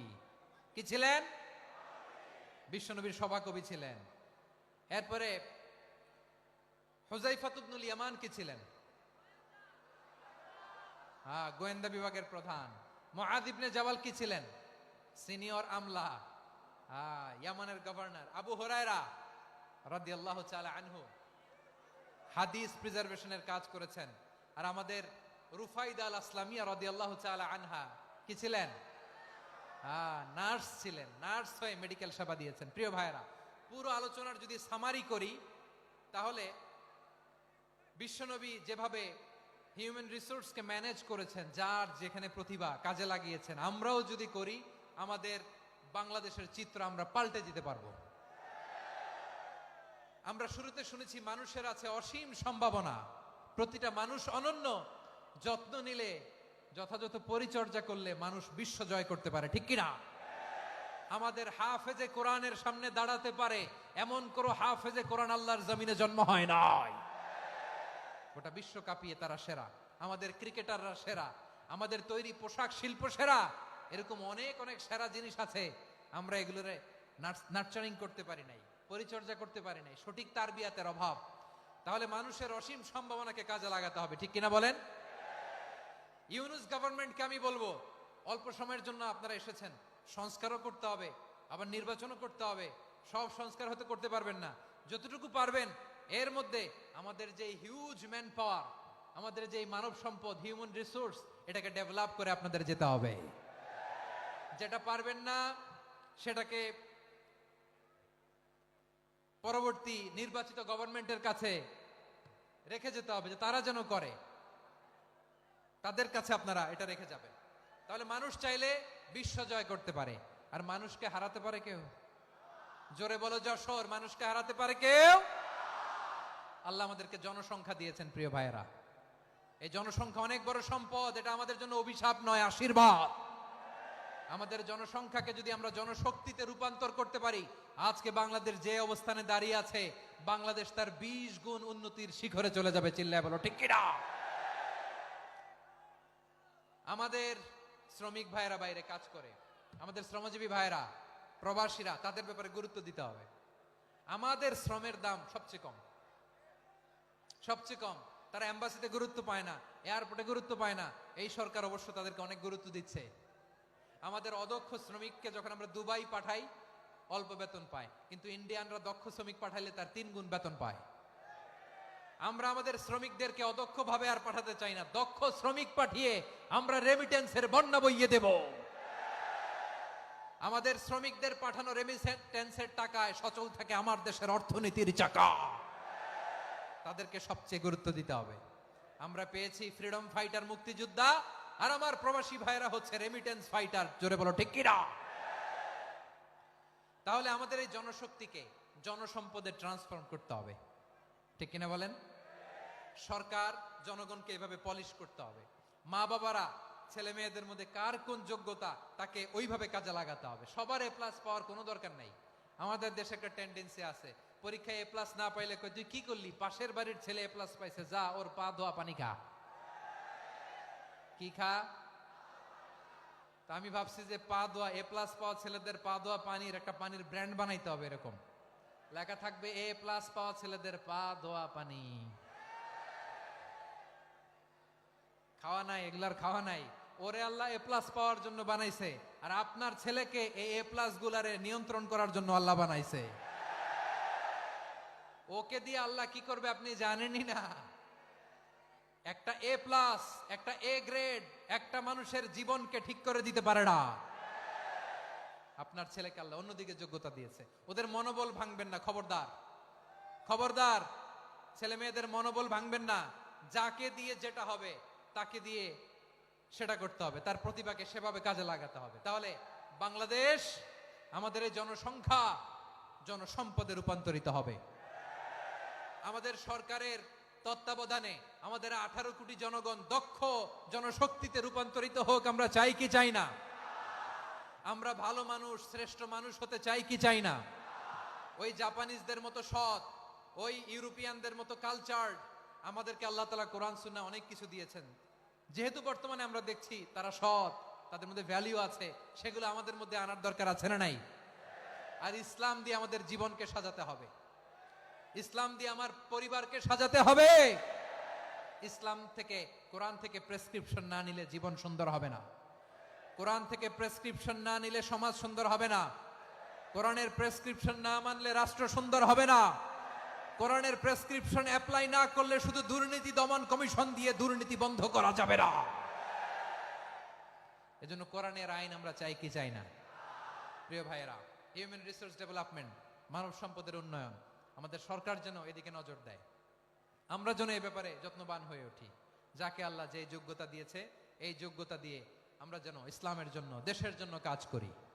আমরা যেন আমাদের স্কিল ডেভেলপ করি, আমাদের পটেনশিয়ালকে ডেভেলপ করি।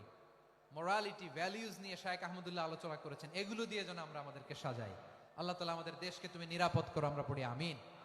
আল্লাহ আমার 18 কোটি জনগণকে তুমি জনশক্তিতে রূপান্তরিত করো, আমিন। আল্লাহ আমরা হাতে হাত রেখে কাঁধে কাঁধ মিলিয়ে ভাইয়ে ভাইয়ে যেন এই দেশকে গড়তে পারি, আল্লাহ তুমি তৌফিক দান করো, আমরা পড়ি আমিন। আমার প্রিয় মহিউদ্দিন ভাই বলেছেন, হুজুর এমন একটা ঘোষণাপত্র দিয়ে যাবেন আজকের এই ঐতিহাসিক যশোরের প্রোগ্রামে, যেটা গোটা বাংলাদেশে মানুষ এটার উপর আমল করে। আমি যে কথাটা বলেছি এটাই, আসুন আমরা আমাদের জনসংখ্যাকে জনসম্পদে ট্রান্সফর্ম করি। আমাদের জনসংখ্যাকে আমরা যেন জনশক্তিতে রূপান্তরিত করি। জনসংখ্যাকে ট্রান্সফর্ম করে জনশক্তি দিয়ে আমরা যেন আগামীর বাংলাদেশ, স্বাধীন বাংলাদেশ 2.0 কে গড়ে তুলি। আল্লাহ তাআলা আমাদের সবাইকে কথাগুলো বোঝার আমল করার তৌফিক দান করুন। এই জেনজি, ক্ষমা করে দিও আমাকে, অনেক ধমক দিছি, বকা দিছি। আল্লাহ তোমাদেরকে করুক, কবুল করুক, যশোরবাসীকে কবুল করুক, আদ দিনকে কবুল করুক, এই মেডিকেল কলেজকে কবুল করুক, ইসলামের জন্য বাদ ভাঙা এই জোয়ার এবং উচ্ছ্বাসকে আল্লাহ তাআলা কবুল করুক। হাদা মা ইনদি ওয়াল ইলমু ইনদাল্লাহ আলাইহি তাওয়াক্কালতু ওয়া ইলাইহি উনীব। সুবহানাকাল্লাহুম্মা ওয়া বিহামদিকা আশহাদু আল লা ইলাহা ইল্লা আনতা আস্তাগফিরুকা ওয়া আতুবু ইলাইক। আল্লাহুম্মা আমিন। রব্বানা ظلمنا أنفسنا وإن لم تغفر لنا وترحمنا لنكونن من الخاسرين. ربنا آتنا في الدنيا حسنة وفي الآخرة حسنة وقنا عذاب النار. ও বিশাল আকাশের মালিক, বিশাল জমিনের মালিক, তোমার আকাশ বাতাসের তুলনায় আমাদের হাত দুইটা বড় ছোট্ট রে আল্লাহ। ছোট দুটি হাত পেতে বুক ভরা আশা নিয়ে তোমার শাহী দরবারে চেয়ে রইলাম। আমাদের জিন্দেগির গুনাহ খাতা তুমি মাফ করে দাও। আমাদের আব্বা আম্মা, দাদা দাদি, আত্মীয় স্বজন সবার গুনাহ খাতা তুমি মাফ করে দাও। আমাদের যত আত্মীয় স্বজন কবরের বাসিন্দা, প্রত্যেকের কবরটারে তুমি কোরআনের নূর দিয়ে মোনাওয়ার করে দাও। আল্লাহ আজকের এই যশোরের প্রোগ্রামকে তুমি কবুল আর মঞ্জুর করে দাও।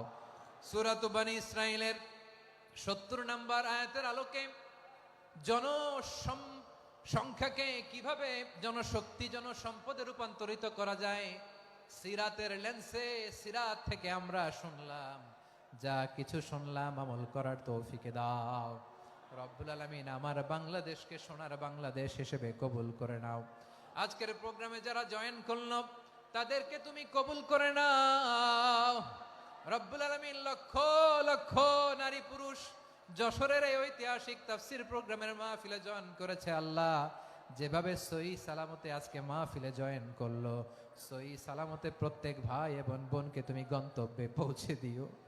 আল্লাহ কত বড় বড় আল্লাহর ওলিরা এখানে এসেছে, মাদ্রাসার হুজুররা এসেছে, পর্দার আড়ালে কত বড় নেককার নারীরা এসেছে। আল্লাহ যার হাতকে তোমার পছন্দ হয়, যার ইবাদতকে পছন্দ হয়, তার ইবাদতের ওসিলায় আজকের দোয়াটা তুমি কবুল আর মঞ্জুর করে দাও।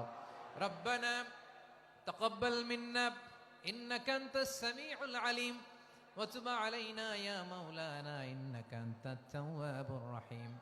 সুবহানাকা রাব্বিকা রাব্বিল ইজ্জাতি আম্মা ইয়াসিফুন ওয়া সালামুন আলাল মুরসালিন والحمد لله رب العالمين. واجعل آخر كلامنا عند الموت لا إله إلا الله محمد رسول الله.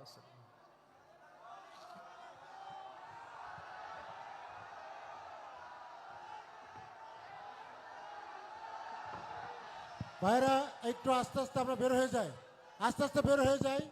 আপনাদের বিনয়ের সঙ্গে বলছি, আপনারা আস্তে আস্তে বের হয়ে যান। সবাইকে অনুরোধ করছি বের হয়ে যান। আর যাদের বাচ্চাটা খুঁজে পাচ্ছেন না, বাচ্চাগুলো আমাদের কাছে আছে, আমরা খুঁজছি, আপনারা পরে যাবেন।